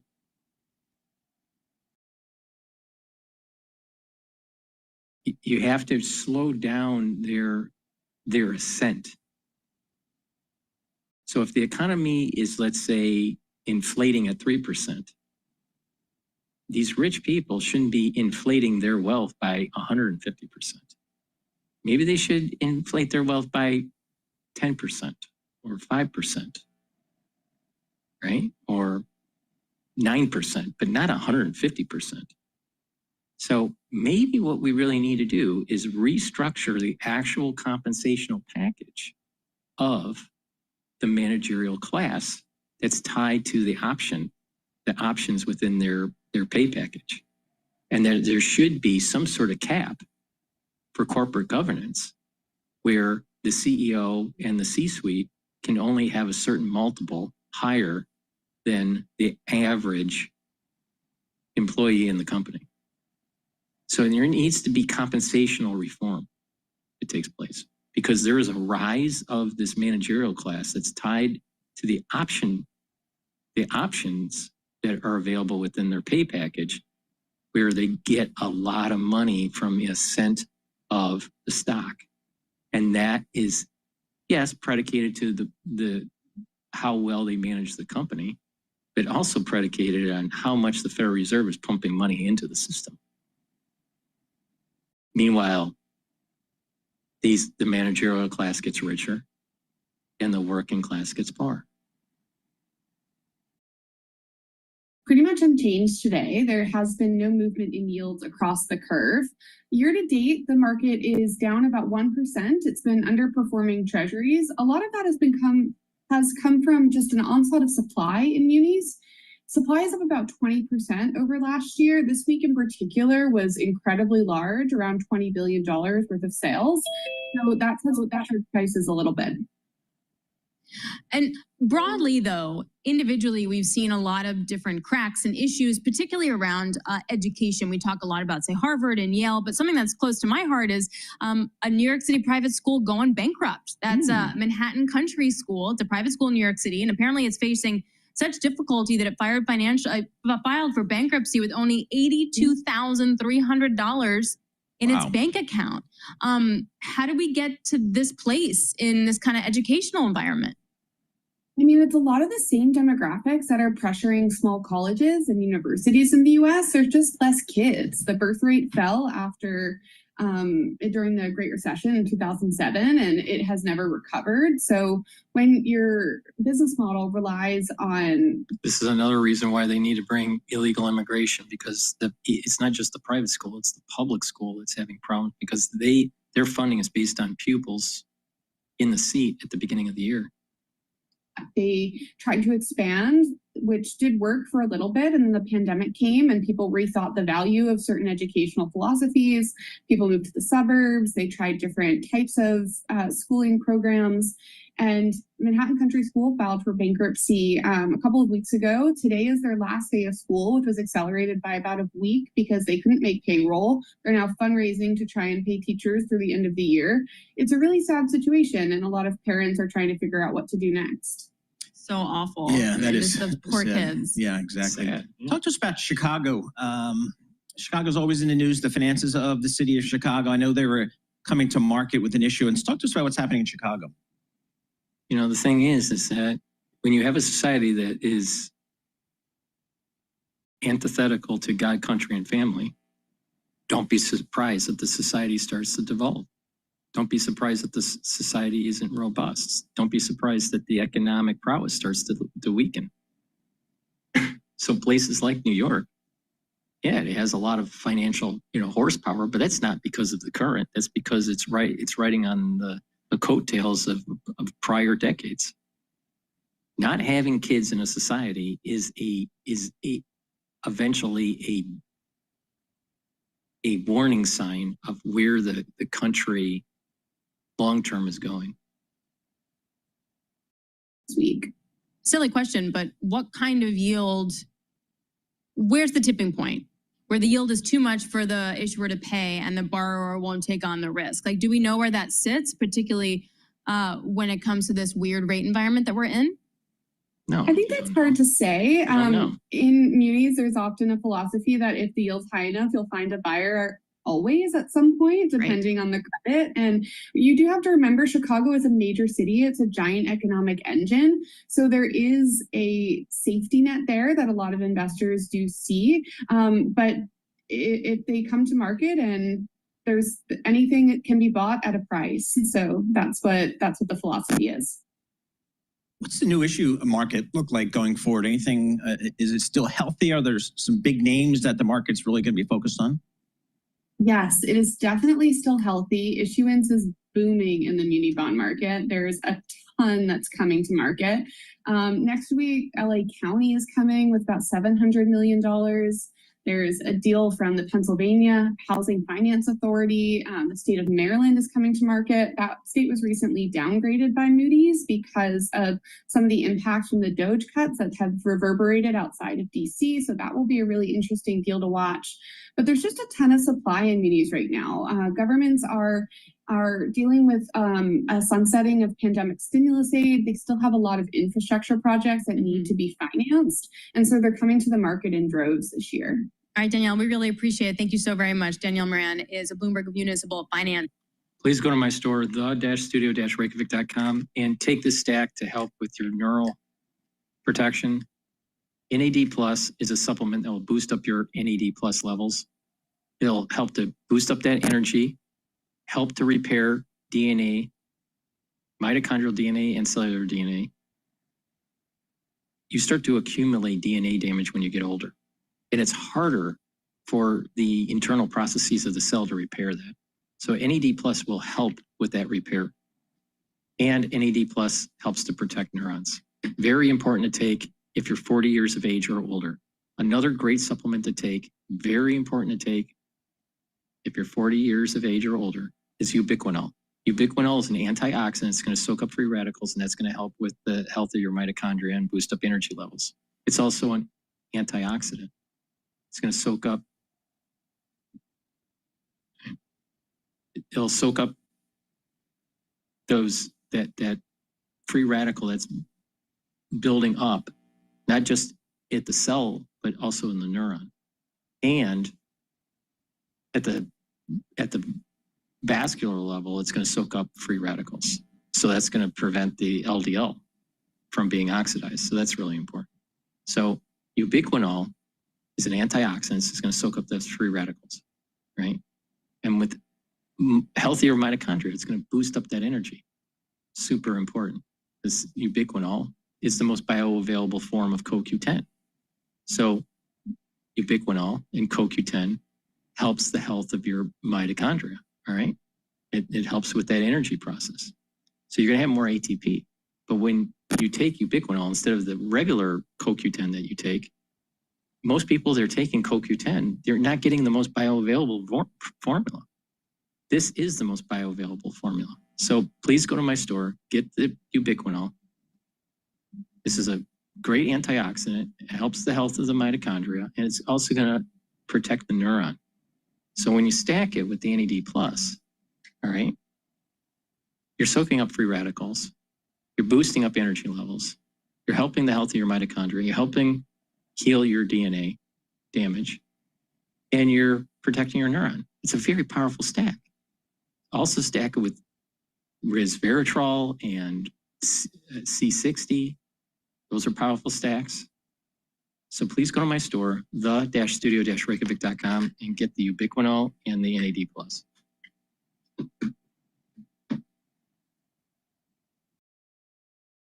Labor force in May was 917,000, which, except for a couple of COVID months, is the highest level ever in that data series. So it may be a combination of the border being closed and then people who might be undocumented hiding out and not admitting that they are in the labor force and working and looking for jobs because they don't want to get arrested and deported.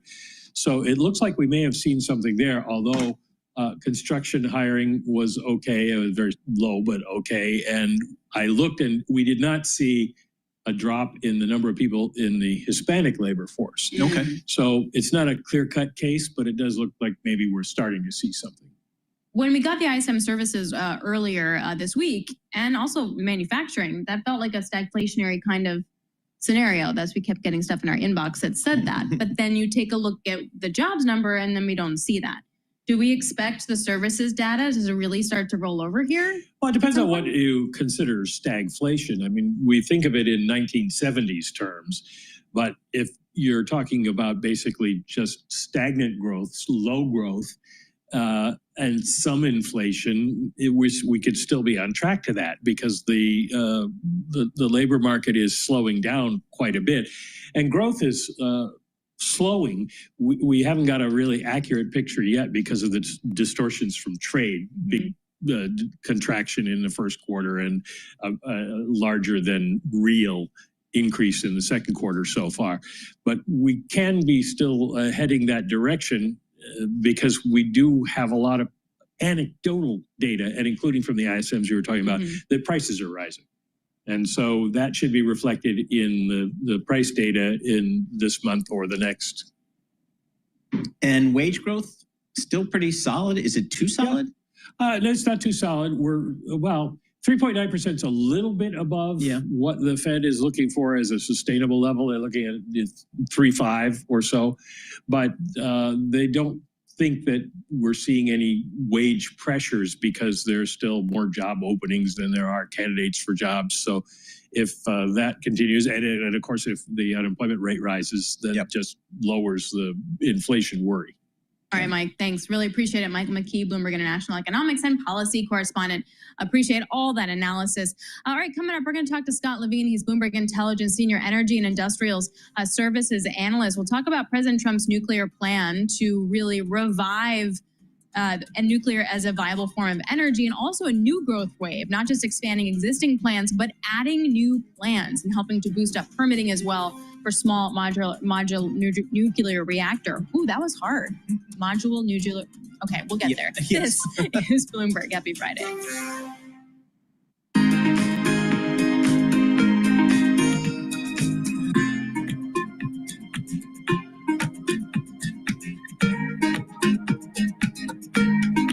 All right, let's talk about another stack here that's really important. Vitamin C and magnesium. This is a dual purpose product. This is going to help with your skin, your immune system, and your brain health. Magnesium helps with brain function. Vitamin C is going to help boost up that immune system and help with your skin. Magnesium also improves the efficacy of vitamin D3. If you're 40 years of age or older, you should be taking the vitamin B complex. The first 4 B vitamins helps the mitochondria to build energy. Vitamin B complex also helps with that cellular metabolism, and the B12 vitamin helps to protect neurons.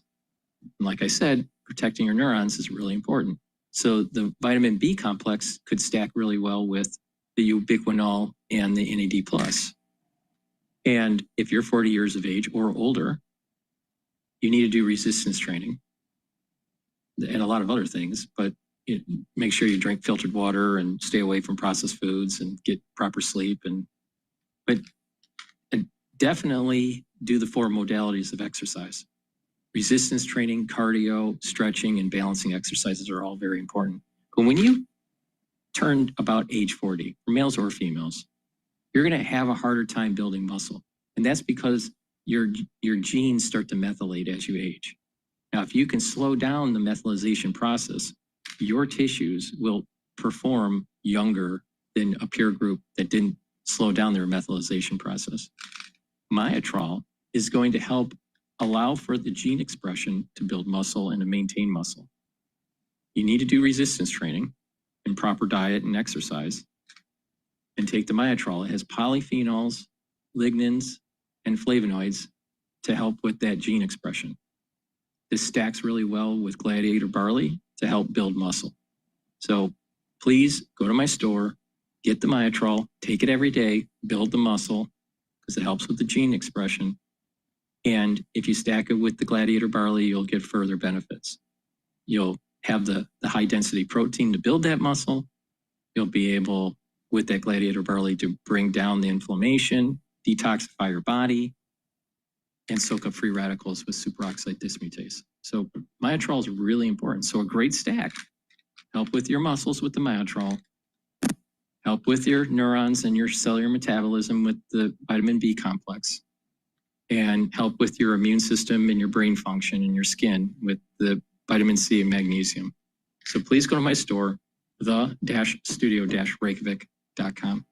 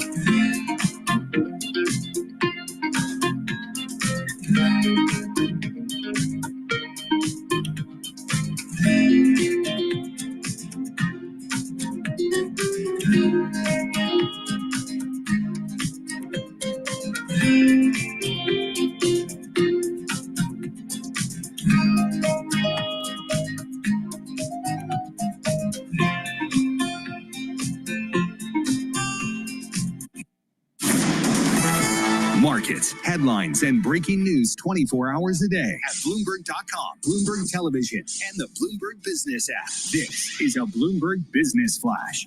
It's 11:40 on Wall Street. We do check markets all day long here at Bloomberg. We have got the Dow, the S&P, NASDAQ all advancing. Stocks heading toward the highest since February. We are, however, off session highs. Jobs Friday in the S&P up 53, up by 0.9%. The Dow up 335. That is a gain of 0.8%. NASDAQ, the composite index, up 220, up 1.1%. The Russell 2000 index of small cap shares up 1.3%. And the Bloomberg Mag 7 index up now by 2%. The 10-year at 4.47%, with the 2-year currently yielding 4.01%. Gold is down 0.5%.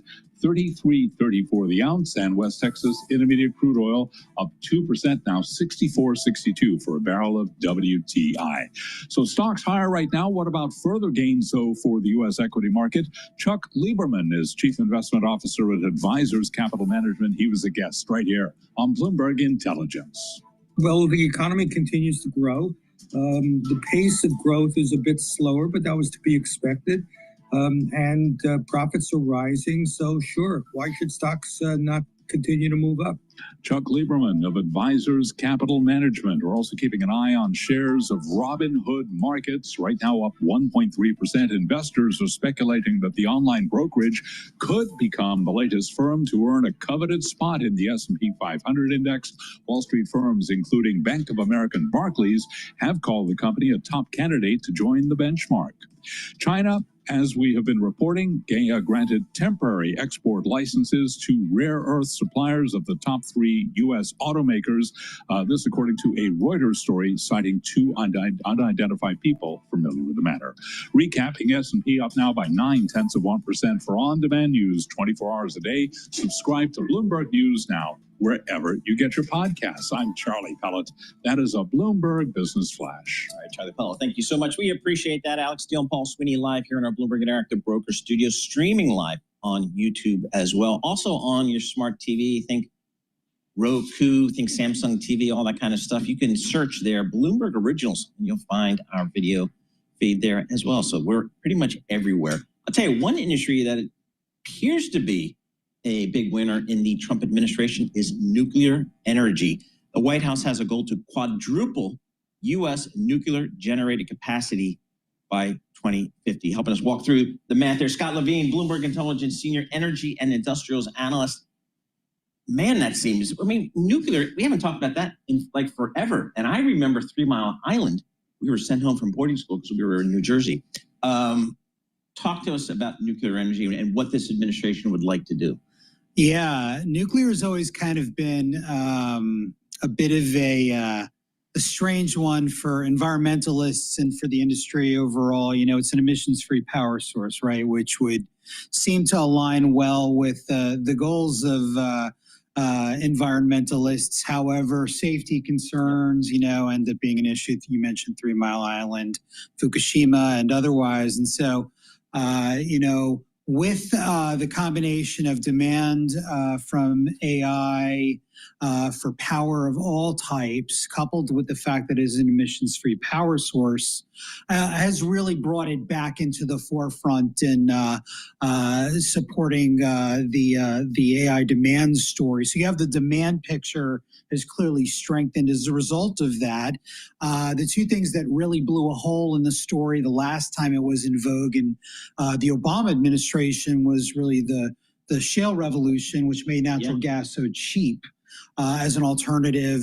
And then in 2011, Fukushima created all kinds of concerns there. So the 2 really blew a hole in the story then. And now, 15 years has gone by since then.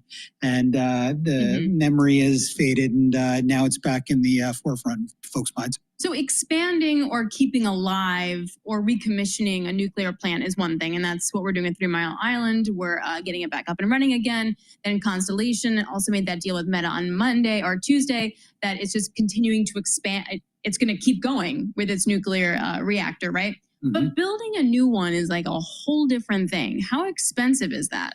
Yeah, so we've only built 1 plant in the last 30 years in this country. It was in Georgia. It was initially expected to cost under $15 billion and take 7.5 years. And it ended up costing over $30 billion to complete. And taking about twice as long as expected. And that was the one that got through, right? Well, but President Trump and what he outlined in those executive orders is aimed to reduce the time and the money. But can it do it that much? I mean, in theory, it's possible, yes, but there's so much we don't know, right? I mean, our expectation would be that, we may not even see full-sized reactors built at this point, right? Small modular reactors. That's where I want to go. Are being developed. He said it well. I didn't say it well. There are, and so these are going to be much more, they're, modular built. They're smaller in terms of the unitization. And so they could be built conceivably behind the grid if the regulators can get comfortable with the safety aspects. So it's conceivable, but none of those have been built yet, right? So a lot of it's still on the come, and a lot of it will depend on the progress of technology, progress of the regulators, et cetera. Is the technology there? Because we've had people come through here and kind of imply that it is there. It is on paper. There's have we built one of them? We have not built any of them in the U.S. There have been a couple built overseas.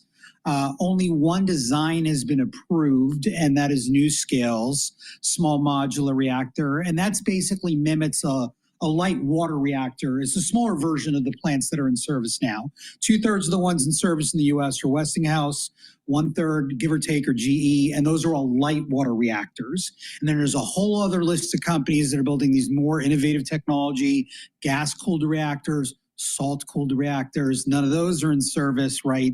And, half of those are in the process of commercialization in some way, shape, or form, but none have been built here, no.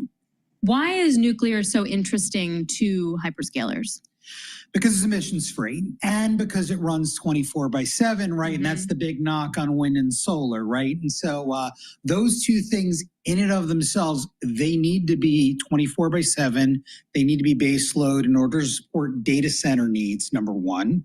And number two, emissions free, supports the environmental mandates of the Metas, the Googles, the Microsofts of the world.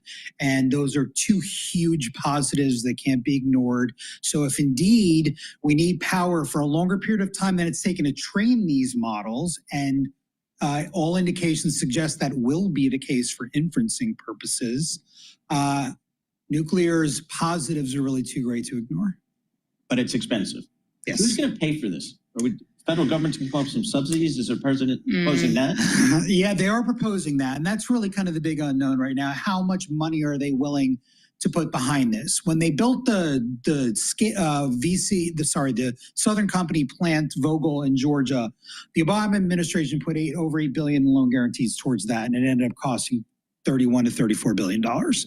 Yeah, and so we're in an age now, right, where the budget's a concern, and some renewable projects are being canceled, others are being allowed to move forward, whether it's hydrogen, whether it's carbon capture, et cetera. So, Trump saying he loves nuclear is a big positive there, but how much money they're willing to put behind specific projects is really the key question. And that's such an interesting point, because therein lies the problem with hyperscalers. They're not used to taking on that particular kind of risk. Yeah. Also, they need power yesterday. So saying that we can get this to you, let's just be generous and say 7 years, let's say 4. They need it yesterday. 4 is not going to be good enough. So are they going to actually help offset the cost for something that won't be available to them in 4 years in an industry like tech that changes really fast? I mean, every hyperscaler has made positive comments regarding nuclear. Then it comes down to how substantive is that exactly? And so, the reality here is they need interim solutions now to support the growth. They also need longer term solutions. Nuclear certainly could be a longer term solution. But, we'll see what the details are. We'll see whether the government's willing to subsidize a portion of those investments. The one thing I can say is utilities are probably going to be reticent to put a lot of money behind this on their own without that backing, given the history of the last 3 decades. Totally. All right, Scott, really good. It's great stuff. Love that you're covering this. Scott Levine is Bloomberg Intelligence Senior Energy and Industrial Services Analyst. All right, coming up, we're going to talk to John Boyd, founder and president at National Black Farmers Association, on how the industry is faring amid the uncertainty.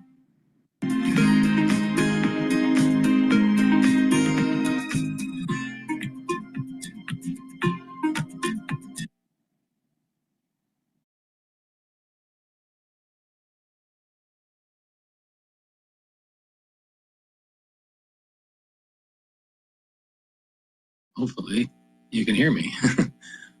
Please go to my store, the-studio-reykjavik.com, and get the Boomer Boost. The Boomer Boost is a supplement that has 68 nutrients, has a very comprehensive powder compound. Read the label on my website so you can dive into it. It's the-studio-reykjavik.com, but Boomer Boost basically targets a few systems. It targets your cardiovascular system, helps to improve that, helps to improve your brain function. It helps with musculature and revs up your metabolism and your energy levels. You'll have a steady burn of energy throughout the whole day. You won't have brain fog, all right? You'll get rid of that. You'll sleep better. You'll be able to concentrate better. And you'll just have more vitality. Within 72 hours of taking this, you'll start to see the effects. You're going to start to lose weight safely and get to a target weight. And you use this either for breakfast or for lunch. You replace your lunch or your breakfast. Not both, but just one. And take it once a day. There's a big scooper, take one scooper a day. Mix it with soft foods like hummus, yogurt, or applesauce, or just filtered water. Some people put it in milk. Other people make a smoothie. But the idea here is to take it every day, and this is your breakfast or for your lunch. And by doing that, you're going to slowly control your blood glucose levels. You add in some of the other holistic aspects to this, like proper sleep, proper diet. Stay away from processed foods, drink filtered water, do the 4 modalities of exercise: resistance training, cardio, stretching, balancing. Learn new things, have mindfulness or some spirituality. And this holistic approach, by taking the right supplementation, is going to let your body to heal, and you're going to slow down the aging process. So please go to my store, the-studio-reykjavik.com, and get the Boomer Boost.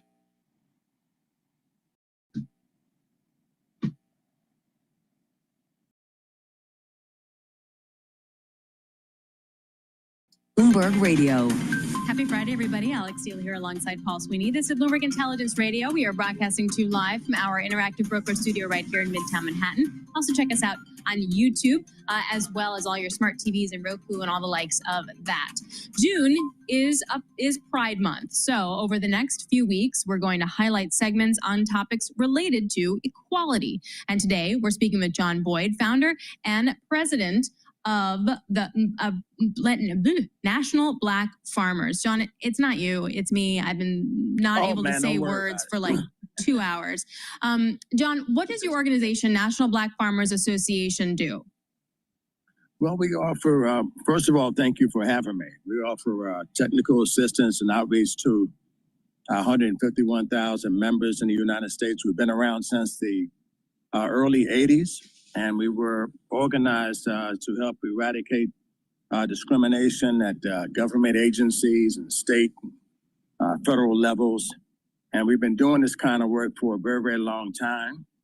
And I spearheaded the Black Farmers lawsuits, one in settlement in 1999 and the other settlement on December 8th, 2010 by former President Barack Obama. Mm-hmm. That paid out $1.25 billion to 20,000 Black farmers who face and experience discrimination at the hands of the United States Department of Agriculture. So we've been around a very, very long time. So, John, how is that journey going? I mean, clearly it wasn't great when you started the association. What kind of grade would you give it now? Well, I think we really went back decades here in progress with the administration. They came in and done away with anything that began with the word equity and diversity and justice, and eliminated those positions. Got the United States Department of Agriculture, and we still haven't received our $5 billion payout for discrimination, and also land and federal inventory that I've been after for many, many years. And it was disheartening to learn that the administration was bringing white farmers in from South Africa, offering them a fast path to citizenship. And also we learned that they're going to offer these farmers land out of federal inventory that came from black farmers and land from the Department of Interior that came grazing land that was primarily leased to Native Americans. I was disheartened that the president said, although he was doing away with DEI or anything that was race related, and then brought in white farmers to the United States solely based on race. So he's saying he wants to have everything equal and do away with the race stuff, but then he brings in white farmers from South Africa and wants to offer them a fast path to citizenship, and I'm 110% opposed to it. Well, you know, John, it's also hard because being a farmer is hard in general, like hard enough. Oh, you're dealing with crops, you're dealing with weather, you're dealing with things completely out of your control, and then you layer this on top of it. Hardest occupation known to man, people, is farming. And I could work 24 hours in a day and never catch up. And, you know, we have to deal with the act of Mother Nature, like you said, floods and tornadoes and hurricanes and droughts.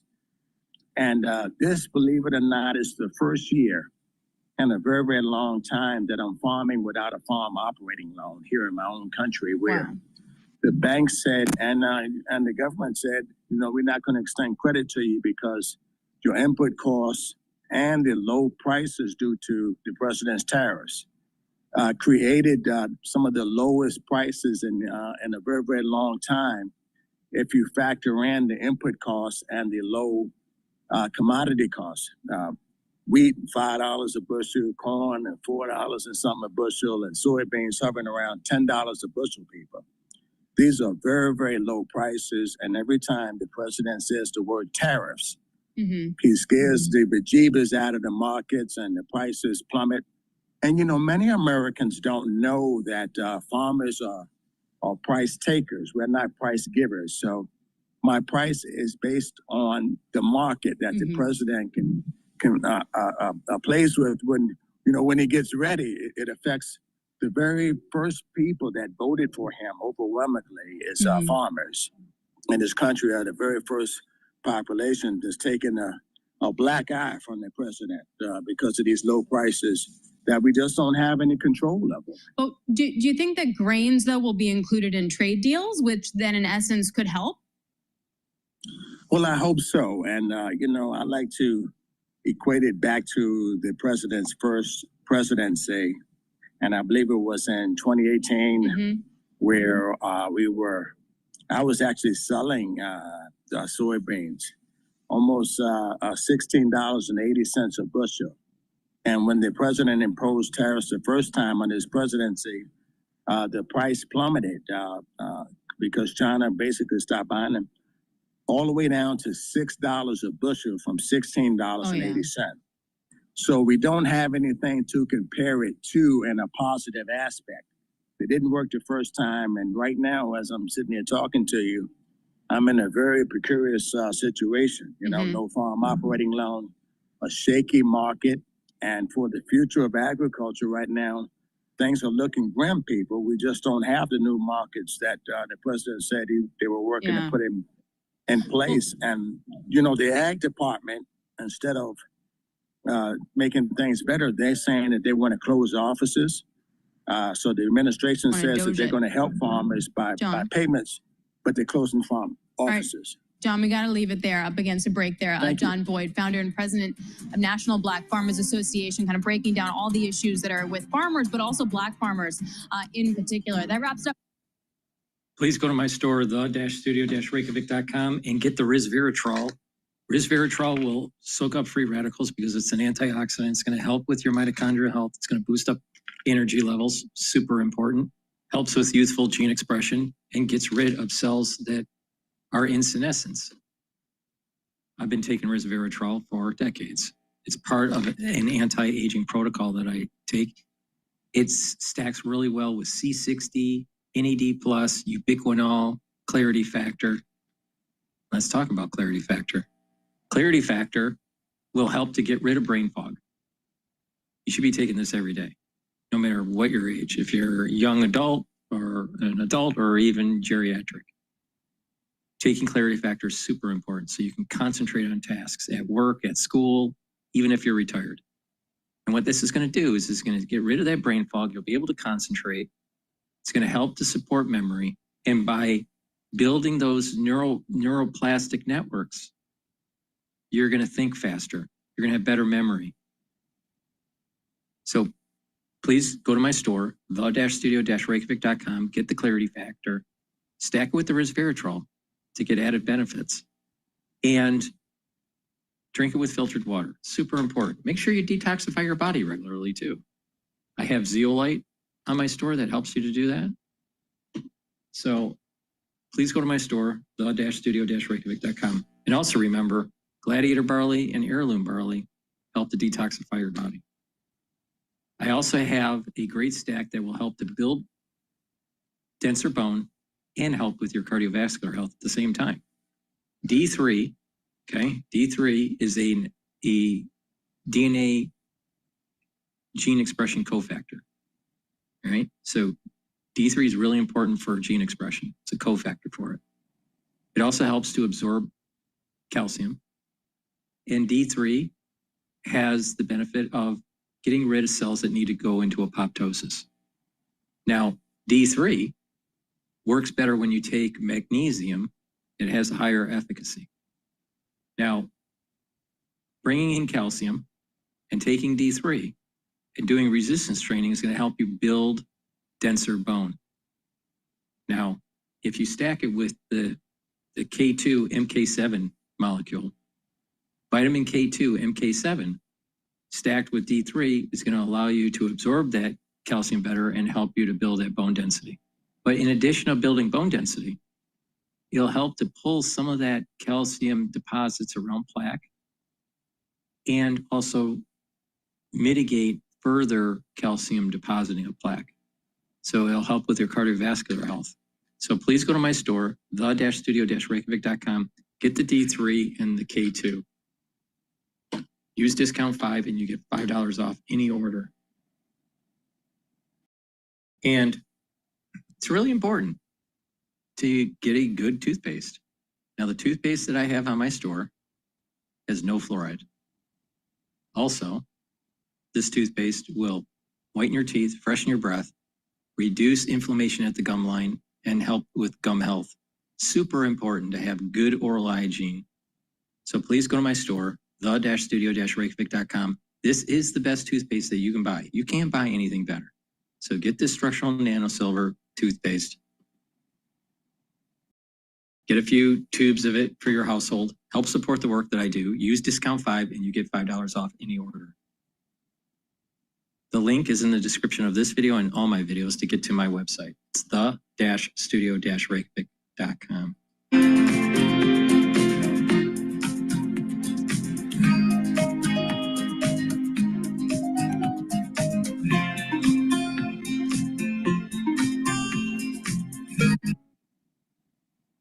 Federal investigators say they found a fuel leak and several improperly installed parts inside the engine of an American Airlines jet that caught fire after landing in Denver back in March.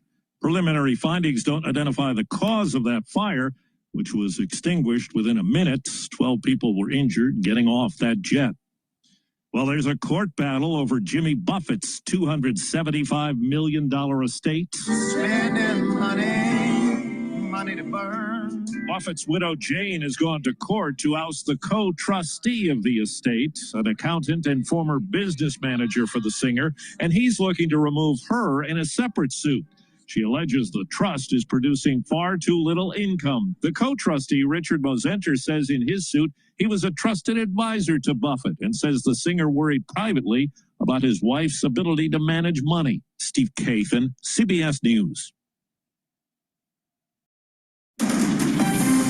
From the world of politics to the world of business, this is Balance of Power.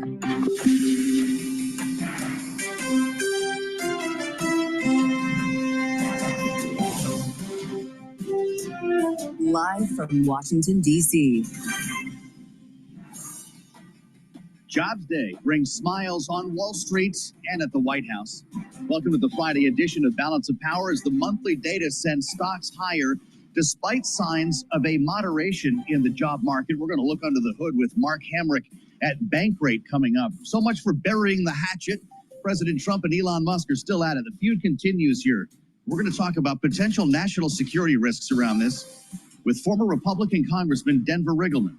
And more with our political panel. Bloomberg Politics contributor Jeannie Shanzano is with us alongside Republican strategist Lisa Camuso-Miller.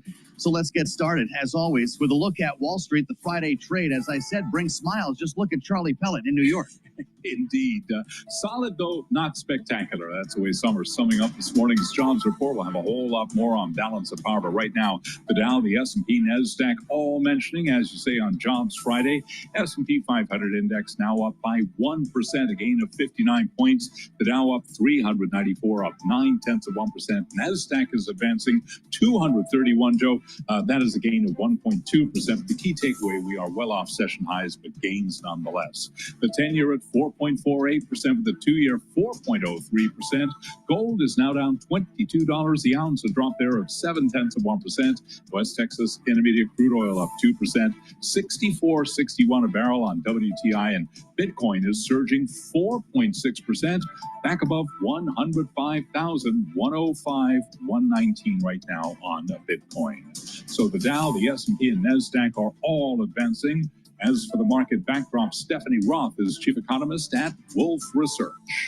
Now we understand this whole taco concept, which is silly, but like it's true that Trump doesn't seem to want to intentionally tip the economy into recession, so companies can feel better about investing in this environment. They know there's less likely of a chance that the economy actually goes south, in which case, all right, my business is doing okay, now I just have to continue to invest and grow.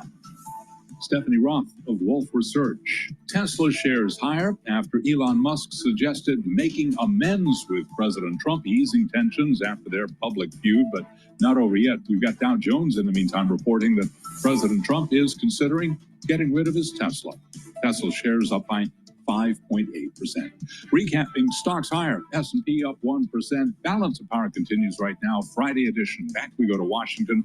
We always say it, what a week, but once again, here he is. Joe Matthew.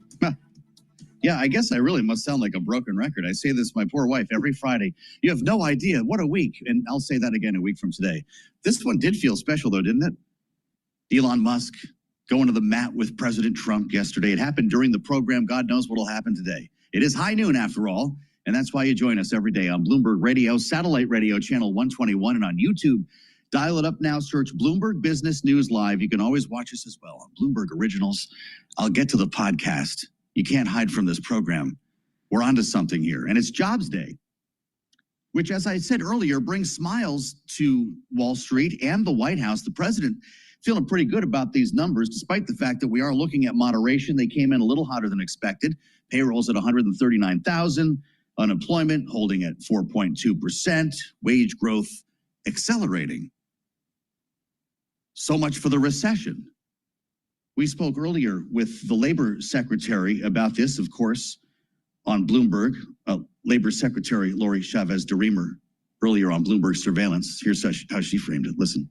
We are excited, 139,000 new jobs, and that President Trump, with his dedication and his leadership, really has beat expectations for the third month in a row. Our goal is to grow this economy and grow this workforce. And the president has done a wonderful job in accessing companies to invest in the workforce. And we're seeing it across the country.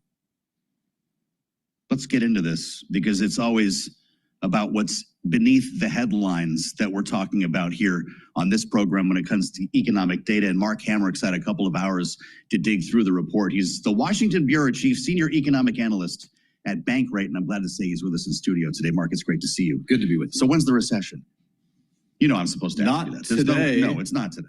But that was a conversation just a couple of weeks ago. Remember? Recession odds were rising. The tariff program destroyed the economy. This is actually looking pretty good. What's your take? Well, backward looking, right? Yeah. So this is a snapshot from around the 12th of last month. I think recession odds are probably still elevated relative to what is nominal. Yeah. But, down from the 50% odds that we may have seen, early April. At Bankrate, much the same as with your audience, we're always trying to take a bit of a long-term view. Sure. I know for traders, those who are trying to get in and out of markets or positions, that's different. The vast majority of Americans need to be thinking about the long term, and part of that means saving for emergencies, for the inevitable rainy day, right? The rainy day isn't here right now, but what's the number one complaint about the economy? It's price levels. What is likely to go up in the current and intermediate terms?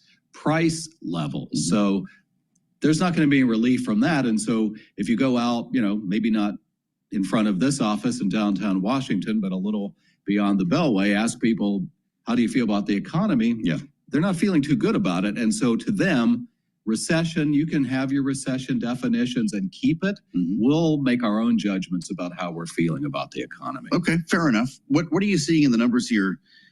Stronger than expected payrolls, steady unemployment rate is what the headline's going to read. When you start looking at wages and participation, what does that tell you about the stage of the market? Well, first of all, I don't want to lean too far forward on the better than expected. The consensus that I was looking at was around 125,000. Exactly. We beat that by 14,000. Sure. No one should be going out buying champagne because of course, absolutely. And by the way, that could be revised in a month that's perhaps the most important point, because this was the fourth straight month of downward revisions and the sharpest downward revisions that we've had in that series, minus 95,000 the previous 2 months. That takes a lot of the would-be luster off of this beating expectations. Understood. Well, when you consider the potential impact of the Doge and federal workforce cuts, a couple of months ago, you were reading and hearing all the same stories I was. It was going to crater the job market in certainly areas like Washington, D.C. We still haven't seen the tens of thousands of job losses on the government level, have we? They haven't showed up yet. Many of these people are still on severance. So they're not claiming. It's not showing up. And, the good news for those affected people is that, they would be looking for work at a time when the unemployment rate is still regarded as historically low at 4.2%. But let's wait till September, October, and see what the jobless claims and that component look like. As you know, Challenger Gray and Christmas earlier in the week talked about accelerating job cut announcements in sectors where we hadn't been seeing those occupying the top two positions. That was services and retailing, and hundreds of thousands of Doge-related job cut announcements elsewhere. So I think, I'm not here to preach gloom and doom. I'm here to preach caution. Sure. And to look past the immediate headline numbers and try to think about a variety of scenarios that could be developing here in the second half of the year, which is weeks away. Well, this is why we're asking these questions, Mark Hamrick. We heard from President Trump this morning a number of times. I'm going to ask you about his take on Jay Powell in a moment, but his first reaction was, America is hot. This is all caps. 6 months ago, it was cold as ice. Border is closed. Prices are down. Wages are up. Our own Michael McKee took a harder look at that and went back 6 months and found that none of that is actually factual. Prices are not down from 6 months ago. Wages are not up from 6 months ago. He's calling at the same time for a full point cut from Jay Powell. He's not going to get that, is he? Well, first of all, how does he come to that conclusion or recommendation when on the one hand, he's talking about a robust economy? Yeah, we're hot, but we need to cut. And when do you cut by 100 basis points? In a crisis. Yes, exactly. Can you imagine? Okay, let's talk about that. Imagine if the Fed announced today between meetings it was cutting by a full percentage point. What would happen to the market? I mean, you'd have red lights spinning in here, and it'd be breaking news all day long. It's been a long time since we've had a surprise. We don't need to have What's Jay Powell looking at, though, when he sees data like this, and you're looking ahead, urging caution 6 months from now, reminding us of a dual mandate? They're concerned about this job market, too. Well, first of all, as you know, the expectation right now is we don't have any rate cuts probably for at least the next two meetings, which is June 18th, and then July, and then we get into mid-September. I think that they'll continue to say that, and we're, what, a week and a half away from the next announcement and news conference. I think they'll continue to say the monetary policy is in a good place. Obviously, that's why they're not moving it. And they want to be responsive to the way the economy unfolds in the months ahead. You know, he regards himself, and they have a take with the law that they are effectively bulletproof from the president's rhetoric. And so, if anything, he wants to maintain the credibility not only of the institution that he and his colleagues serve, but also the roughly year that he has left as chair. He wants to maintain the credibility of all that. So the last thing in the world that he's going to do is get into an Elon Musk style, retort. I wasn't going to bring up Elon. Well, Mark. I mean, that's another show, It right? sure But, is. Well, no, we're going to do that as soon as we change the topic. But look, you're right. A week from Wednesday, correct? Yes. We've got the next 18th Fed meeting. You haven't said the word tariff yet. He's going to have to manage that. And the fact is, nothing's really changed on that front since the last Fed meeting. He's waiting for, what, July 9th to find out what the heck is going on. Well, I think in the environment we're in, the tariffs are what we're going to be dealing with for the foreseeable future. If there's one tool in the president's toolbox that is on the top, aside from using social media, it's tariffs. And we could try to, Monday morning quarterback all we want on where they end up, where they're going, where they'll be Monday.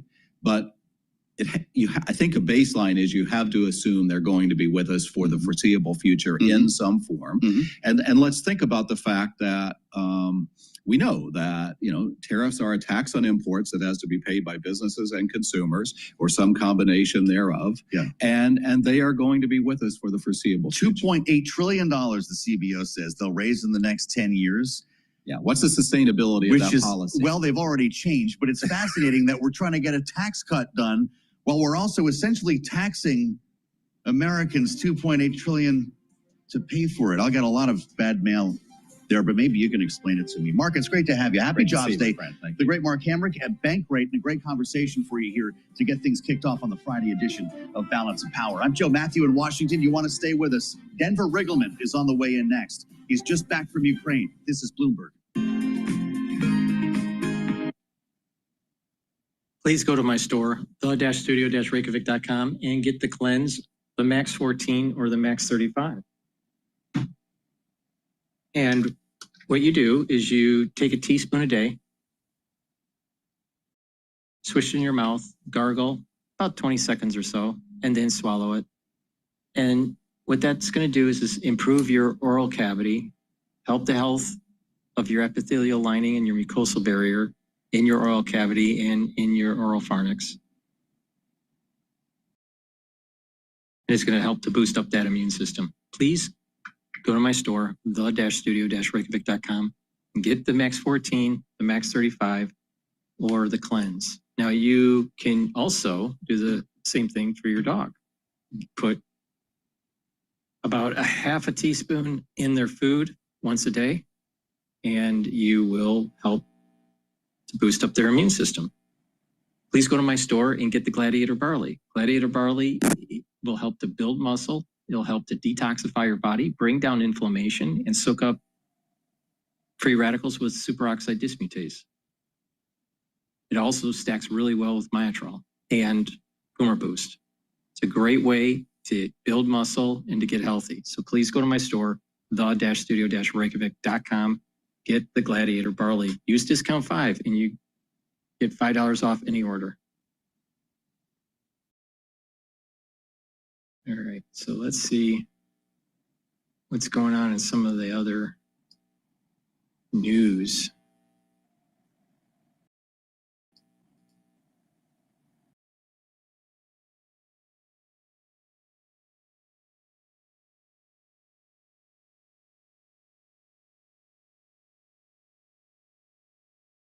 All right, let's play this from CNN.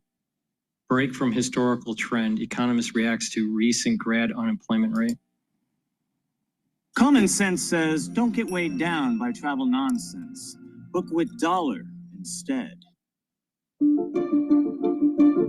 Brands evolve, and we provide the tools and environment to help you scale. The economy has added jobs for 52 months in a row. That's an impressive streak of uninterrupted job growth. But one group may be finding it hard to feel optimistic because economists say that this is actually the worst job market for new college graduates since the height of the COVID-19 pandemic.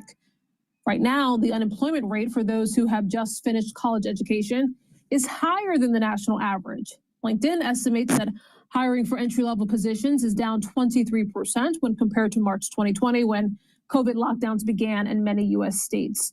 So here to help us understand this phenomenon better is Matthew Martin. He's a senior U.S. economist at Oxford Economics. Great to have you this morning, sir. We talk a lot, especially in the financial community, the financial journalism community, about the strength of resilience of the labor market these last few years. But clearly there's a disconnect with recent graduates. What's your research telling you about why? Yeah, absolutely. And thank you for having me here today. Pleasure to be on the show. So our research, which is looking back to using data around 1980, takes a look at unemployment rates for recent college graduates versus the national unemployment rate. And for the most part, recent college grads usually tend to have a lower unemployment rate, specifically because of their higher educational attainment. Now, what we've seen over the last couple of years is that this isn't quite the case. And actually, the recent grad unemployment rate, which is for those aged 22 to 27 who have a bachelor's degree or higher, is actually above the national unemployment rate, which is really a break from historical trend. And what our research has shown is that, this is mainly in the tech sector. And so a lot of that just kind of goes back to after their post-pandemic surge of hiring in 2021, they're starting to normalize those rates. But there is some preliminary research that is pointing toward the fact that AI is starting to impact some of these roles, mainly because some of these jobs, that entry-level jobs that people are looking for, are predisposed to AI being able to displace them, or at least take over some of the tasks and roles that they might have been doing in those companies. So that sort of feeds into the suspicion that I think a lot of people have had, that AI, that technology would sort of come for some jobs. I'm curious what you make of those who push back and say those fears are overblown and that perhaps AI actually creates jobs too. Yeah, I think that's, when we're thinking about AI over the longer term, I think the research has shown that it's likely to create more jobs than it's going to displace in the long term. I don't think that's a lot of, encouraging news for those who are looking at the job market right now, where they're really seeing the downside to AI, where it's, making current, workers at companies more productive, allowing them to subsume some of these tasks that, entry-level positions would have done. So I think at the moment we're at a bit of a timing effect. Mm-hmm. We have businesses who are slowing hiring in general due to an uncertain economic outlook, but they're also looking to reduce their overall headcounts and potentially reduce their costs of their staffing. And so I think what we're seeing at the moment is, these entry-level positions, which are a bit more playing to the strengths of AI, coding, data analysis, and analyzing documents, things that entry-level positions might have really been key for, cutting your, starting to learn a new role at a company, like obviously does a lot of, entry-level positions do a lot of the grunt work. And sometimes this is what AI can really excel at the moment. So yeah. I think we're just seeing for these entry-level positions specifically, the downside to AI. Yeah, and you bring up an interesting point, just sort of like the timing of all of this. I think anyone who has graduated during a time of financial upheaval, whether it's immediately after COVID-19, for me, it was graduating not long after the great financial crisis, and can appreciate that it can sometimes take, maybe not in the case of COVID-19, but it can sometimes take years for the labor market to right size, for companies to start to feel comfortable hiring again. I'm curious, Matthew, what you think it'll take or how long it will take for the labor market to right size in this environment. Yeah, absolutely. And I think what we would say at the moment is that it's likely, unfortunately, to get worse before it's likely to get better. As I mentioned before, businesses are really operating in a quite an uncertain period at the moment. So, going through expansion plans is likely to not be on the cards at the moment. So we're not likely to see, a large increase, particularly in this tech sector, of business demand. So until we start to see that turnaround, you're going to continue to have graduates. Computer science is still a large growing field of study. So you're going to continue to have a steady supply of workers into the labor market. I would say that 2026 and 2027 beyond, look like years where hiring should pick up. I think you'll also start to see college students move into fields that have more demand. One of the ones we highlighted is healthcare services. That's where there's a ton of job demand still. So I think you'll start to see, a natural shift away from the tech sector and not as much of an emphasis on those degrees, because if there's not a job to do it, then likely those college students are going to enter those fields. Yeah, I mean, if there's a silver lining at all, at least from my perspective, is that you sort of learn how to become adaptable when you graduate in an environment like this, sort of by necessity. Really important points, Matthew Martin. Thank you. Appreciate you being on with us from Oxford Economics. Please go to my store, the-studio-reykjavik.com, and get the the heirloom barley. The heirloom barley is similar to the gladiator barley, but the heirloom barley doesn't focus so much on strength and muscle building. The heirloom barley focuses more on the detoxification, bringing down inflammation, and soaking up free radicals with superoxide dismutase. You get a big scooper here, take a scooper a day or half a scooper, mix it with soft foods or filtered water or milk, or some people even put it in a smoothie, but take it once a day, and it'll help, again, to detoxify your body, bring down inflammation. That's important for your immune system and your cardiovascular system and your joints. You'll recover if you do work out quicker by controlling inflammation, and soaking up those free radicals with superoxide dismutase will slow down the aging process. So please go to my store, the-studio-reykjavik.com, and get the heirloom barley or the gladiator barley. Again, the gladiator barley is more focused on building muscle, and you also get all the benefits of the heirloom barley. The ones that don't want to build muscle, just get the heirloom barley. If you stack the gladiator barley with Boomer Boost or the heirloom barley with Boomer Boost, it helps even more so to control your A1C levels. You get the max benefit in controlling your A1C levels when you mix the gladiator barley with the Boomer Boost. Now, if you want to really max the effects of building muscle, taking Myotrol with the gladiator barley and the Boomer Boost is the best way to do it for your pre or post workout fueling source. So please go to my store, the-studio-reykjavik.com.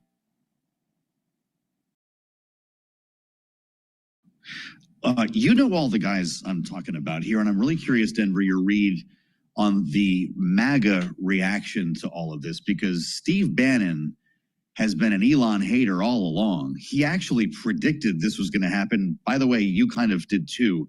And I'm not trying to put you in the same boat as Bannon here, but when you hear about the celebrations, they're popping corks in MAGAville. What does that tell you about the state of the party here and what Donald Trump actually thinks about Elon Musk? Well, I mean, first of all, Steve Bannon's a criminal. I think the only similarity between me and Steve Bannon is we both breathe oxygen. But I think Steve Bannon wanted this to happen because that's part of what his whole shtick is, right? It's always been anti-immigrant, even if it's Elon, and it's always been pro-autocracy. And I think that's a big thing. And Bannon seems to almost be leaning towards anti-technology, this weird traditionalist philosophy that I think people need to look up, this 1870 to 1913 thing they talk about. But I think what you're seeing, the rift in the party is real. And I think a lot of that has to do with Elon accusing Donald Trump of being in the Epstein logs. And by the way, Joe, I just want to bring this up to everybody if they haven't just sort of seen this in a common sense way.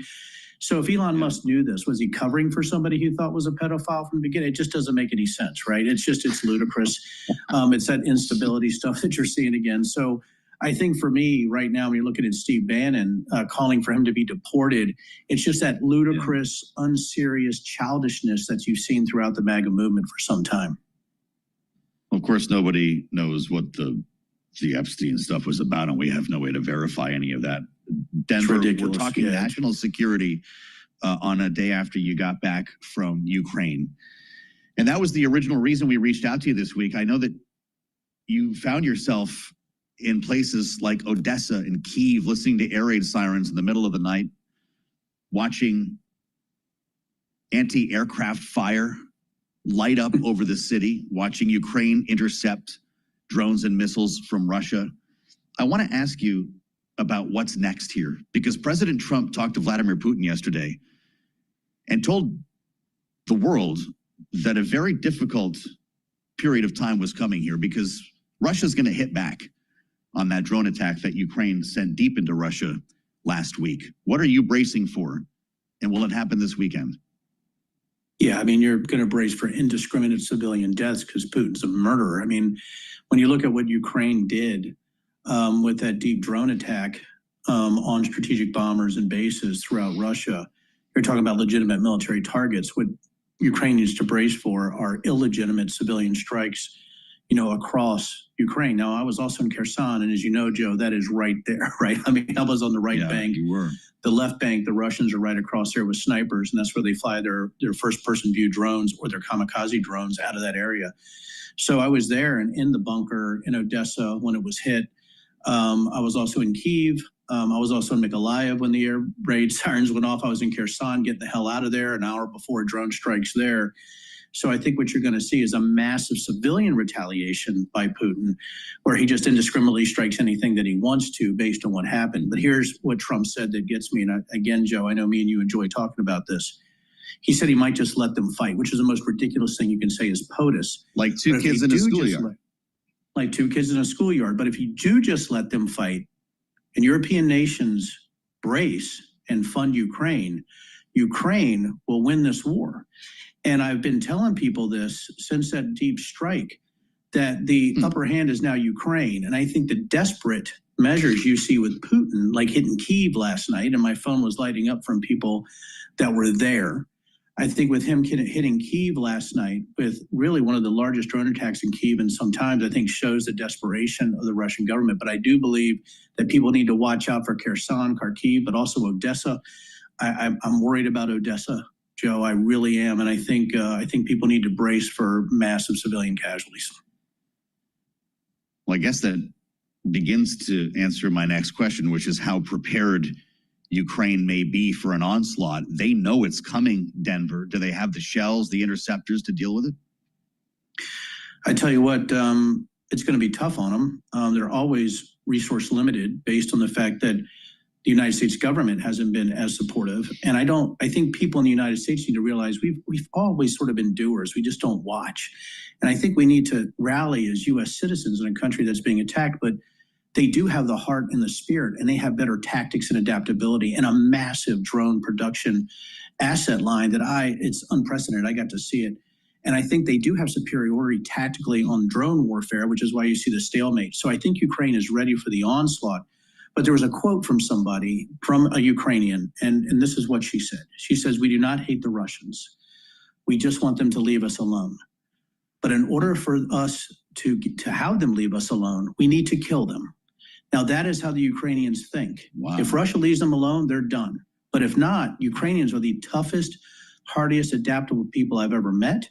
I've been all around the world, and what I saw in Ukraine over these last few days, do not bet against the Ukrainians. And if Trump just lets them fight, don't bet against the EU not funding them either. And I think that would be the worst thing for Russia right now, is for EU to fund Ukraine to fight. But the US needs to come in now. Now is the time. Really interesting and contrarian take, Denver. It's not what I expected you to say. We have less than a minute. What are the odds that this retaliation, the next move by Russia, is nuclear? I think that's why we double down now. I think that's why we send aid. I think that's a desperate measure by Putin. I don't think he'll go nuclear. They would be a pariah state. And I think at that point, I think other countries would go nuclear if he did, because you need to remember there's 9 nuclear countries. There just isn't one, just Russia and US. I think people need to understand there is nuclear deterrence out there, and there's not just Russia. So that would be very interesting if he did that, but they would be a pariah state, and I believe the consequences would be severe for Russia. It's great to have you back on the program and in the country. Denver Riggleman, former Republican congressman from Virginia, U.S. Air Force Intelligence, retired, the CEO of RIG. Welcome home, Denver. We'll assemble our political panel next. Jeannie Shanzano is back with us today, along with Lisa Camuso Miller, as we try to get to the bottom of all of this on the fastest show in politics. This is Bloomberg.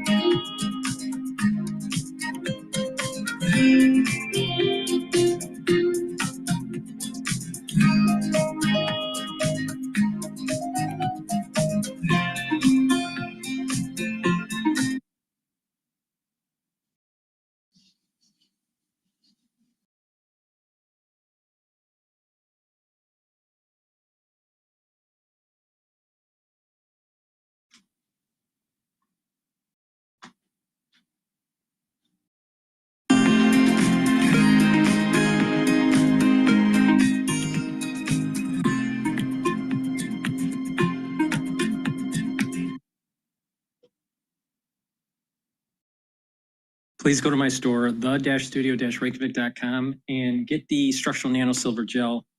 The gels are dual purpose. You can use it as an aftershave. You can use it as a daily skincare. If you're not feeling well or someone around you is not feeling well, put it on your hands or on your, around your mouth, around your nose, around your eyes, around your ears, lightly coat your nostrils, stays active for 5.5 hours. It's a dual purpose product. Please go to my store, the-studio-reykjavik.com. Use discount 5 and you get $5 off any order.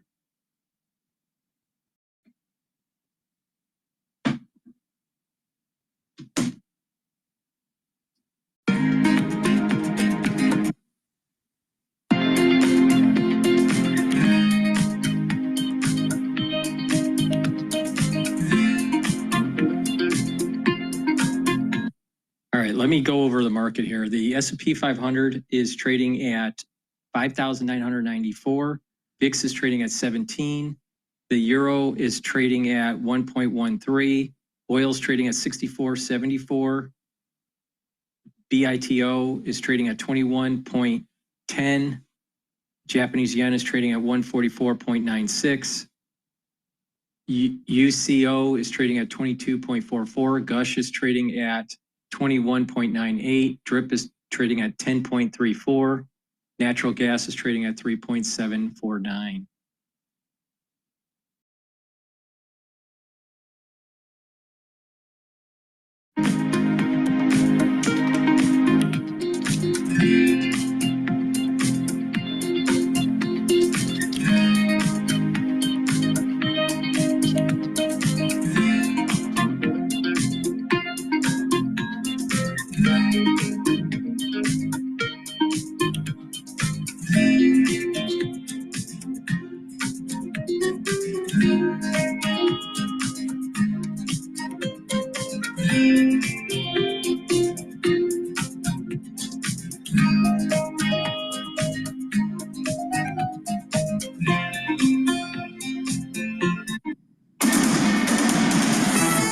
It's 12:40 on Wall Street. We do check markets all day long here at Bloomberg. Stocks heading to their highest since February. Bond yields are rising as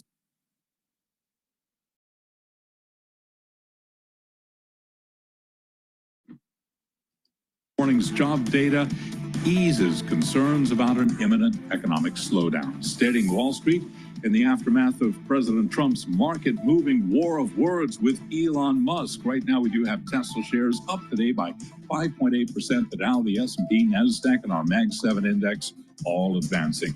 S&P right now up 52. That is a gain of 0.9%. The Dow up 345, up 0.8. And NASDAQ is up 210, For the NASDAQ Composite Index, a gain right now of 1.1%. The Mag 7 Index up by 2%. Again, Tesla climbing by 5.9%. The 10-year 4.48% with the 2-year 4.03% right now. Gold down $28 the ounce. Spot gold down 0.8%, 33.24. And West Texas Intermediate crude up 2.1%, 64.74 for a barrel of WTI. Bitcoin right now is surging 4.5%, just above $105,000 at $105,042 on Bitcoin.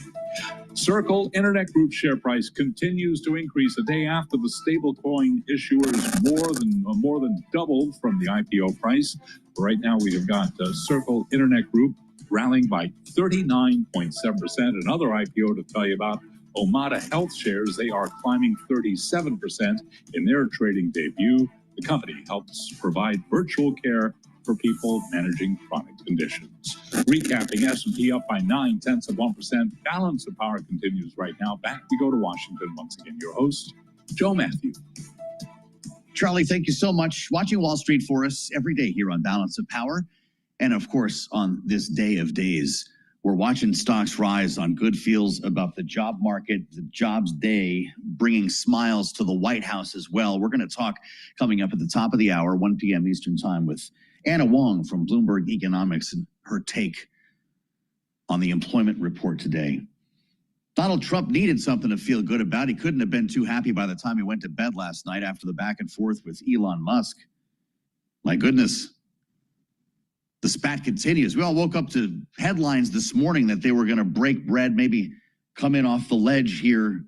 There were stories about brokering a peace and a phone call that was going to happen today, not necessarily between the president and the richest man in the world, but that the White House would get on the line with Elon to start hosing this thing down. The press secretary was out on Fox last night calling for cooler heads to prevail. But of course, we know who we're talking about here. And so it goes on with the reaction from MAGA, quite remarkable. Steve Bannon essentially calling for Elon Musk to be deported and the government take control of SpaceX and Starlink. We don't think that that's about to happen. I am curious about the motivations here. And as we talk with our panel, we're going to bring you back a couple of months to actually listen to some of the things that Donald Trump was saying about Elon Musk, because the whole line now in Washington is that he's upset they took the EV credits out of the big, beautiful bill. But Donald Trump had consistently told us that they weren't even talking about that. So you wonder, why now and how did this happen so quickly?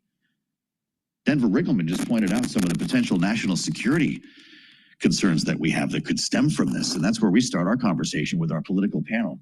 Jeannie Shanzano is back, our Democratic analyst, Bloomberg Politics contributor with the Center for the Study of the Presidency and Congress, and Lisa Camuso Miller, our Republican strategist, former RNC Communications Director, host of the Friday Reporter podcast. Great to see you both. Jeannie, I don't know where you are today. I mean, you've had a little bit of time to think about this. You're chuckling about it already. Is it a distraction, or could this actually change business at the White House? How wild is this going to get? Yeah, I'm chuckling in a very sad way because, of course, it's D-Day. And 81 years ago, there were these selfless heroes who land on the beach. And you come forward to where we are now, and you've got the wealthiest man and the president yelling at each other on social media. So it is a bit of a sad day in my mind. And you know, this is not an atypical fight that you see in the White House. But I think the difference is here, it played out, and we watched it live on Bloomberg play out on social media, you know, in a span of just a few minutes, if not just an hour, and it got so ugly. I think President Trump has been clear in his, you know, brief statements today. He spoke to a few reporters that he wants to put this behind him, and he wants to focus on the bill, and I think that's the right approach, but it may be a little bit tougher than he wishes to do that. Yeah. Lisa, the president says he's moving on.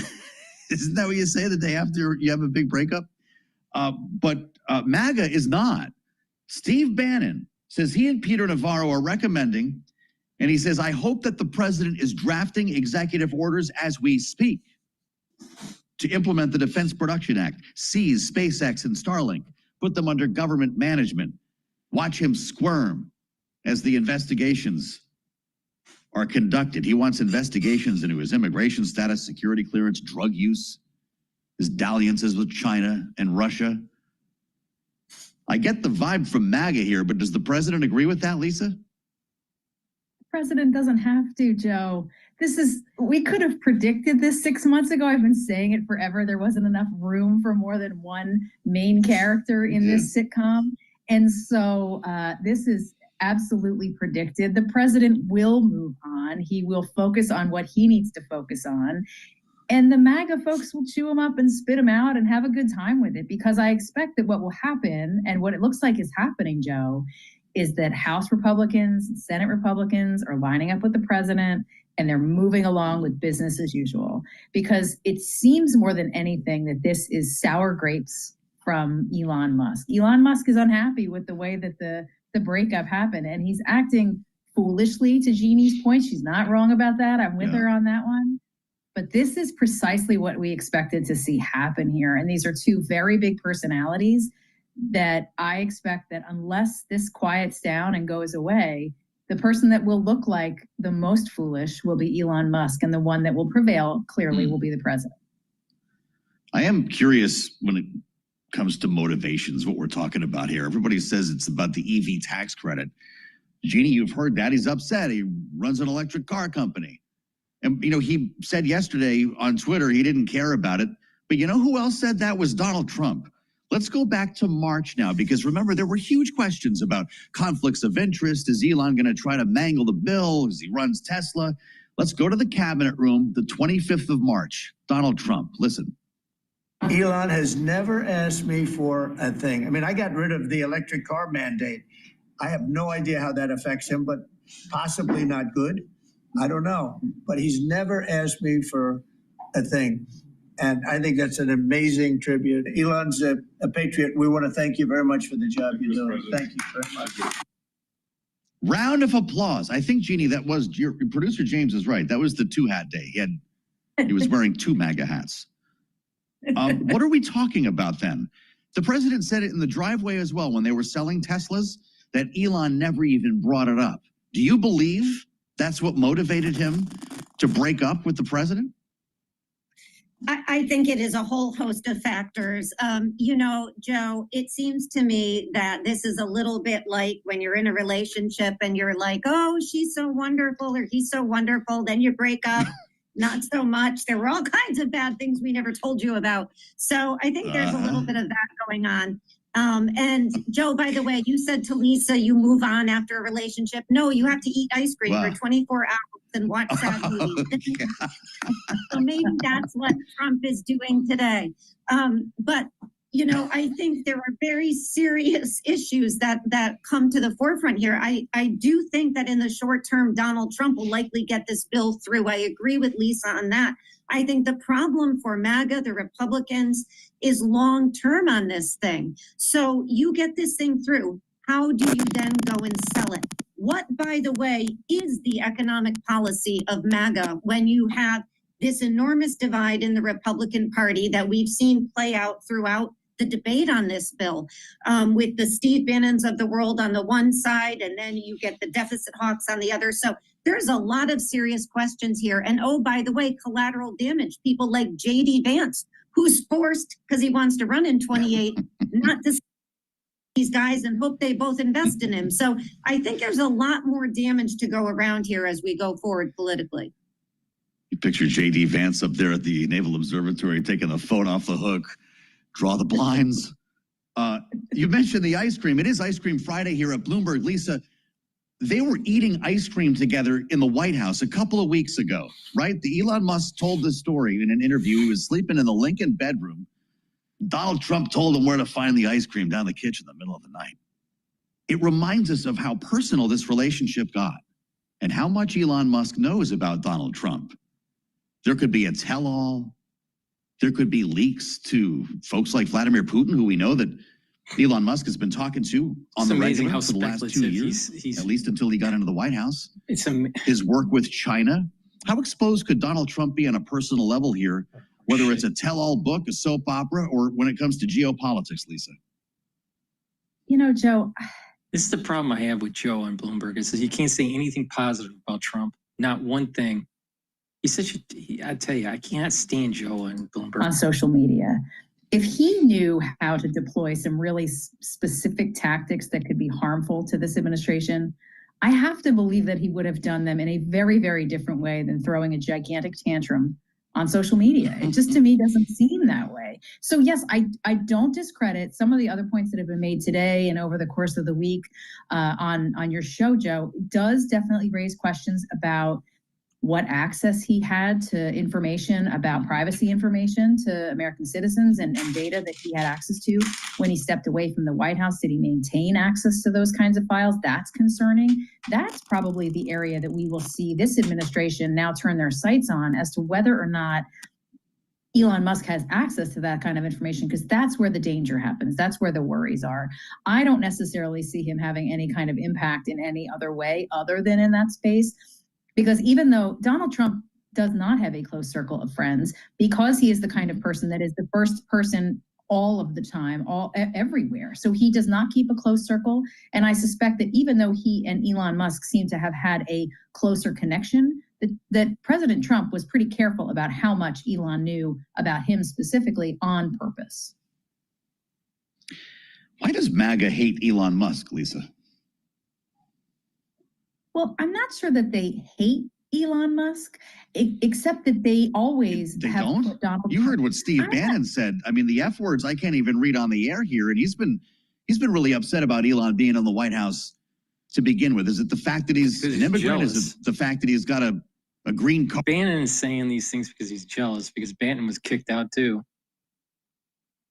Comes down to is that Elon Musk was given a very, very big platform, bigger than even the vice president and Steve Bannon, who were main characters in an earlier episode of this season that we've been watching here in terms of MAGA.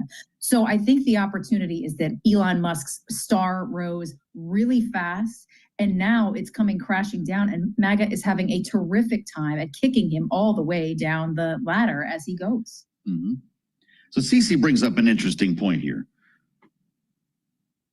MAGA was supposed to be the new generation, the new iteration of the Republican Party. Here, Jeannie, is there now a divide in MAGA? So there's a new and an old MAGA? Does Elon Musk break this whole thing apart? Yeah, you know I have to give a shout out to Cece. I think that the reality is that this underscores an enormous divide that has been brewing in the Republican Party. And that is exemplified by somebody like Elon Musk versus somebody like Steve Bannon. Let's not forget that Elon Musk made his fortune in part by free and fair, well, let's put aside the fair, free trade, for instance. He doesn't want to close, and I'm not, that was no cut, but I'm just saying by free trade, let's put it that way. And he does not want the borders closed. I mentioned just a few minutes ago, the economic divide between the Republicans that underscores an enormous question so many of us have asked for so long. What is MAGA policy towards the economy? Because so far, MAGA has been pretty much what Donald Trump said it is. But if you listen to J.D. Vance last night, he's talking about MAGA, as many people do, as a movement. And it's presumably a movement that outlasts Donald Trump. So what does that mean from a policy perspective? And we're seeing those fights play out in real time. And that creates an enormous tension. And this is true anytime a movement gets big enough that there are factions. So I do think the tension, and you mentioned the Politico piece, and you see all the F words all over it, that tension is very real. It's not just personal. It is also policy driven. And I do think the migration issue, the immigration issue is real. Elon Musk is an immigrant, and Steve Bannon has said horrific things in that regard. Wonder what happens to the... Welcome to America. The S&P 500 is trading at 5,980. And it's starting to kind of just peter off, you know, for the trading session here. VIX is trading at 1720. Oil is trading at 64.69. It's testing, trying to, you know, it went a little bit above the 64.75. It went as high as 64.80 and then went back down. So definitely 65 is a resistance level. What did surprise me is that there's kind of like a triple top, and then it was retested and broke a little bit and then came back down. So I think it's just going to peter off. Now, I think what's going to happen is just that the traders, especially in the commodity space, energy commodity space, is going to wait it out for the weekend to see what happens with Russia. If they hit extensively, then oil might pop up a little bit and then come back down. You might see a break in 65 and then come back down to it. So we'll see. But I'm still holding that about, there's a trading range, a new trading range that is developed where it used to be 60 handle to about a 63 handle. Now I think it's around a 62 handle to about a 64 handle, maybe even a very low 65 handle. Now, I think 65 is going to be, a decent resistance level because it's around, anything that has a zero in it has like 60, 65, it's like even, right? 65.0 or a 60.0, right? When it has a zero slightly right at the right or the left of especially on the left of the decimal point, it becomes a major support or resistance level, just psychologically. So with that, not even, but round numbers. We like, our brains like thinking things in round numbers, right? And so we want something like 95 or 60 or 55. We don't want 55.25 or anything like that. So 65 should be a decent resistance level. So I think we're on the upper end of it. I'm a little surprised I didn't see it drift. I was expecting some sort of like harmonic dissipation that drifted slowly downward. There's a harmonic dissipation. So there's different ways to explain a price curve. So today's news did a jump diffusion for oil, the oil futures market. So the jump is positive, a positive jump diffusion. So you have a positive jump, and then you have this harmonic dissipation. Now, what I thought was going to happen was a jump to jump. It diffused and drifted down. That's what I was expecting, but it didn't drift down. It jumped and harmonically dissipated it at a new level, a new energy level. So it's staying at around that 64, it's bouncing around between 64.3 to 60, or maybe, 60.8. So I was a little surprised it didn't drift down. I think there's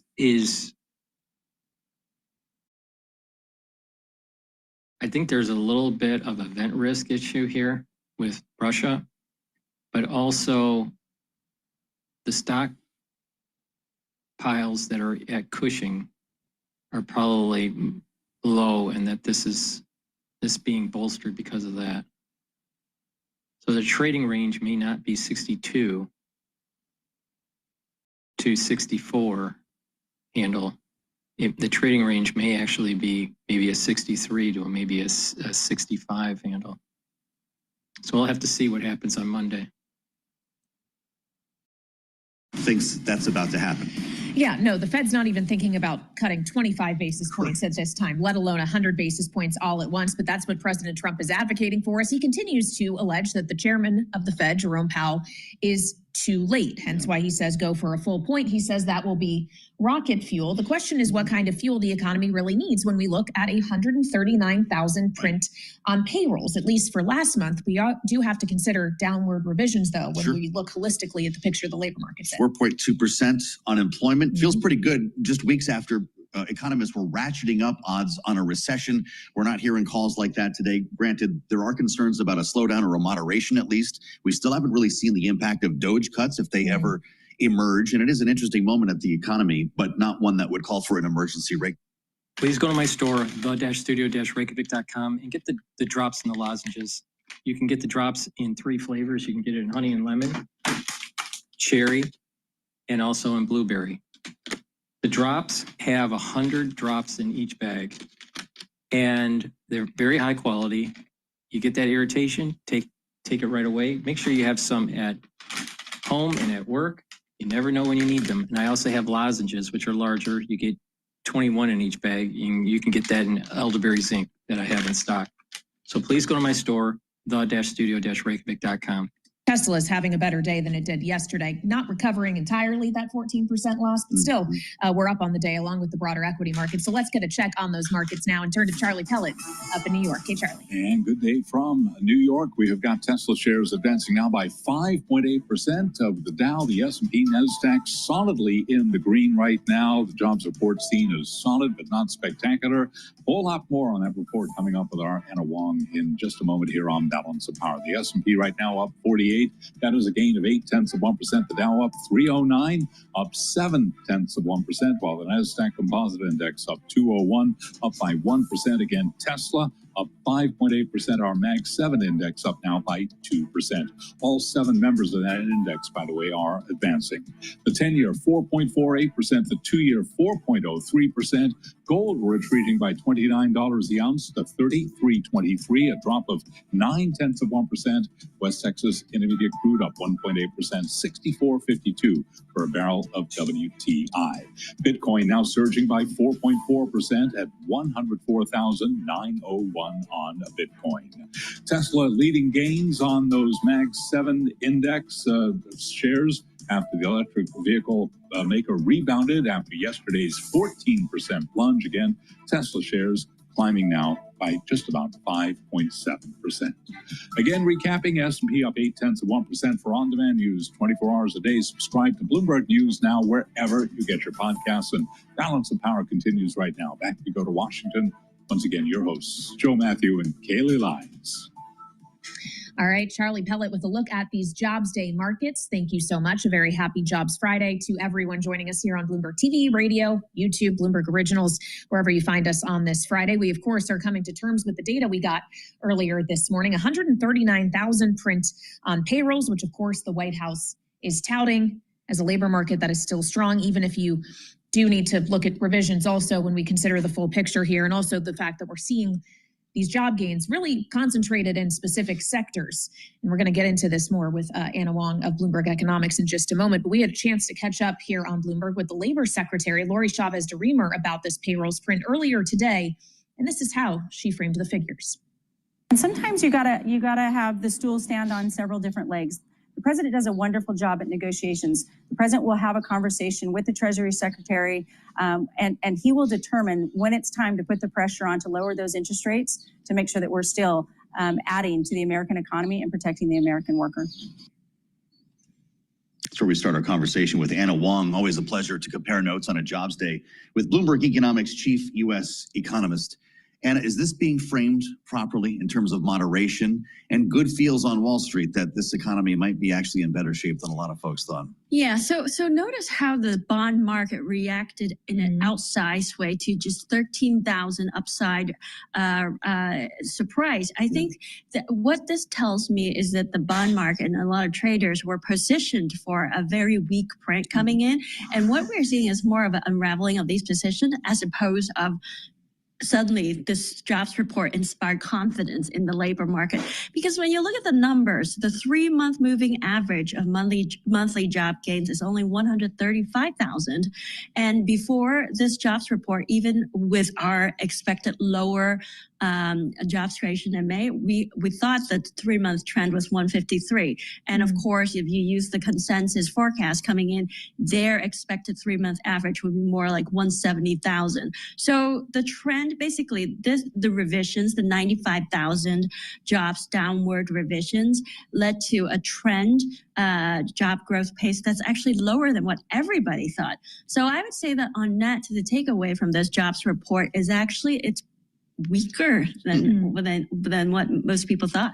Well, especially when we consider the kind of sectors where we're seeing hiring versus where we're not. Very heavy concentration in leisure, hospitality, and healthcare, not so much in the other areas of the economy. Yeah, so we actually had expected that leisure and hospitality would be a weak point, and also transportation and warehousing, given the steep drop in imports containers volume.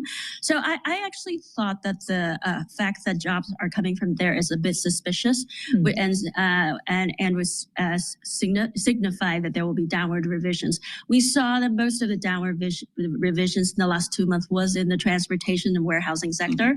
Last month, based on the printed data, you would have thought that that sector added jobs, but they are all revised away today. The federal government lost 22,000 jobs in May.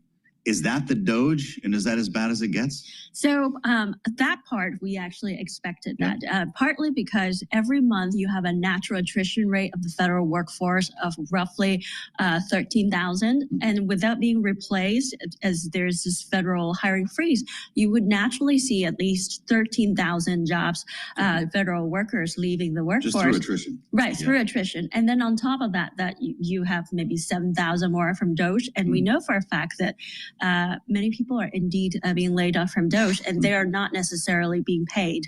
The new tranche of federal workers that are laid off are not being paid till the end of the fiscal year. So how is the Fed looking at all of this, Anna? And I ask this knowing that President Trump is looking at the Fed, having today taken to True Social to say too late at the Fed, which is how he refers to Chairman Jerome Powell, is a disaster. He goes on to say, go for a full point. Rocket fuel. Is there anything in this data that suggests the Fed will be thinking about cutting even a quarter point, let alone 100 basis points? Right. It's interesting because the administration is characterizing this job report as strong, yet recommending one point of cuts, which would be a panic cut if the Fed were to go for that. So the Fed is more focused on the inflation print. We are getting the CPI report next Wednesday, and Wall Street is very fixated on the CPI report right now. Interesting. The president isn't going to stop teasing or urging the Fed chair to do what he wants them to do. What does the bond market think about this? Are we still taking this seriously, or are we getting to the point where there's not much reaction to it? Powell. Okay. Yeah. I think we have been seeing just small term premium being added the more Trump tweets about Fed policy. But I think for the bond market, the more important thing is this growth fear narrative. It seems like they're just responding very outsized in an outside fashion to any hints of a recession or weaker hard data. All right, Anna Wong of Bloomberg Economics, where she's our chief U.S. economist, joining us on this Jobs Day. Thank you so much. And of course, Joe, when we consider what the bond market is looking at here, it's not just questions around the data and what it means for monetary policy, but as we've been discussing for weeks, if not months now, they're also worried about fiscal policy and the potential deficit impact of the bill still working its way through Capitol Hill. And in that way, the bond market and Elon Musk might be a little bit aligned, as remember, this whole big breakup. Please go to my store, the-studio-reykjavik.com, and get the great supplements I have. Let me do another market update. The S&P 500 is trading at 5,983. So we're not going to be, most likely we will not close above the 6,000 mark here, but we're getting close. We're really getting close here. Intraday, it was as high as 6,016. So most likely we'll see the break of 6,000 next week. VIX is trading at 17.09. Euro is trading at 1.13. Oil is trading at 64.49. And BITO is trading at 20.99. Yen is trading at 144.8. I'd like to see it above the 145 mark. And I still think oil is probably in the upper range of the new trading range, and it's probably going to go down next week. Please go to my store, the-studio-reykjavik.com, and get the great supplement that I have here that will soak up free radicals. C60 is a very potent antioxidant. It's going to soak up the free radicals and help with the mitochondrial health. It'll boost up the ATP, and your cells will have less stress. It'll perform better. Your tissues will perform better. That's good for your organ systems and your endocrine system and your immune system. and also your vascular system, because by soaking up those free radicals, especially in the vascular system, you're going to reduce the chances of LDL oxidized, and reduce less LDL that's been oxidized means less plaque buildup. So that's important. Just soak up those free radicals and stop that plaque formation. And neural health is going to be super important. So pay attention. Taking C60 is going to help the health of those neurons. It's going to help with the mitochondria in the neuron. It's going to reduce the stress of the neuron by soaking up those free radicals. Your ATP will increase, and with healthy neurons and healthy mitochondria in the neuron, you're going to have neurons that fire properly. You'll have the neurotransmitters that are created, and you're going to have the positive neuroplasticity. And by reducing stress in the neuron, you're increasing the chances of supporting the myelin sheath, which is super important. So please go to my store and get the C60. It's an antioxidant that will help to slow down the aging process. It's a part of a pillar of my protocol, what I call the core.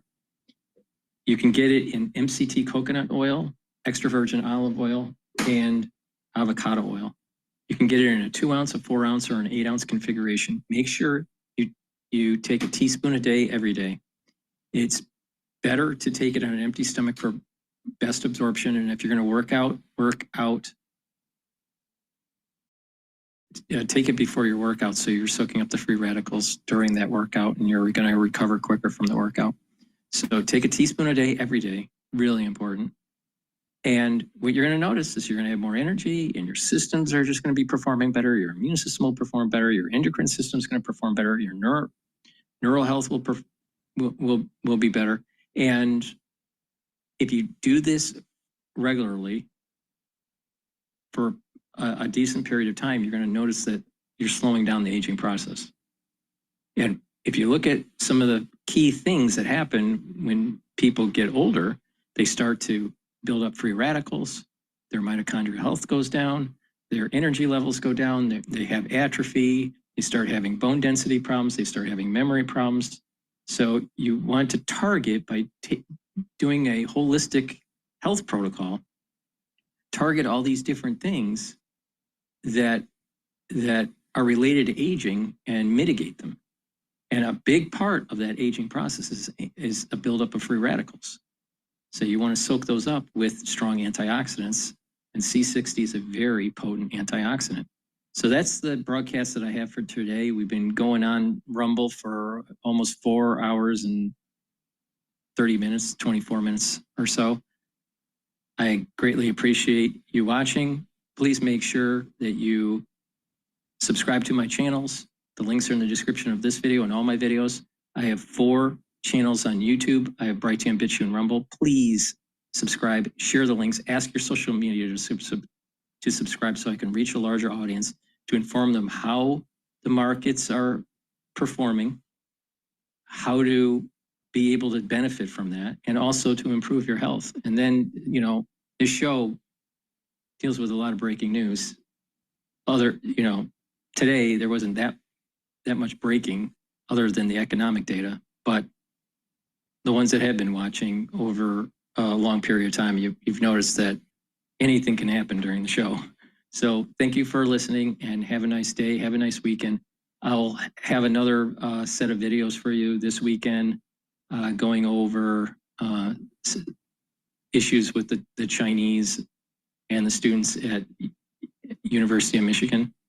And I think I'm scheduled. I think this Sunday is going to be a live show with John Hogue.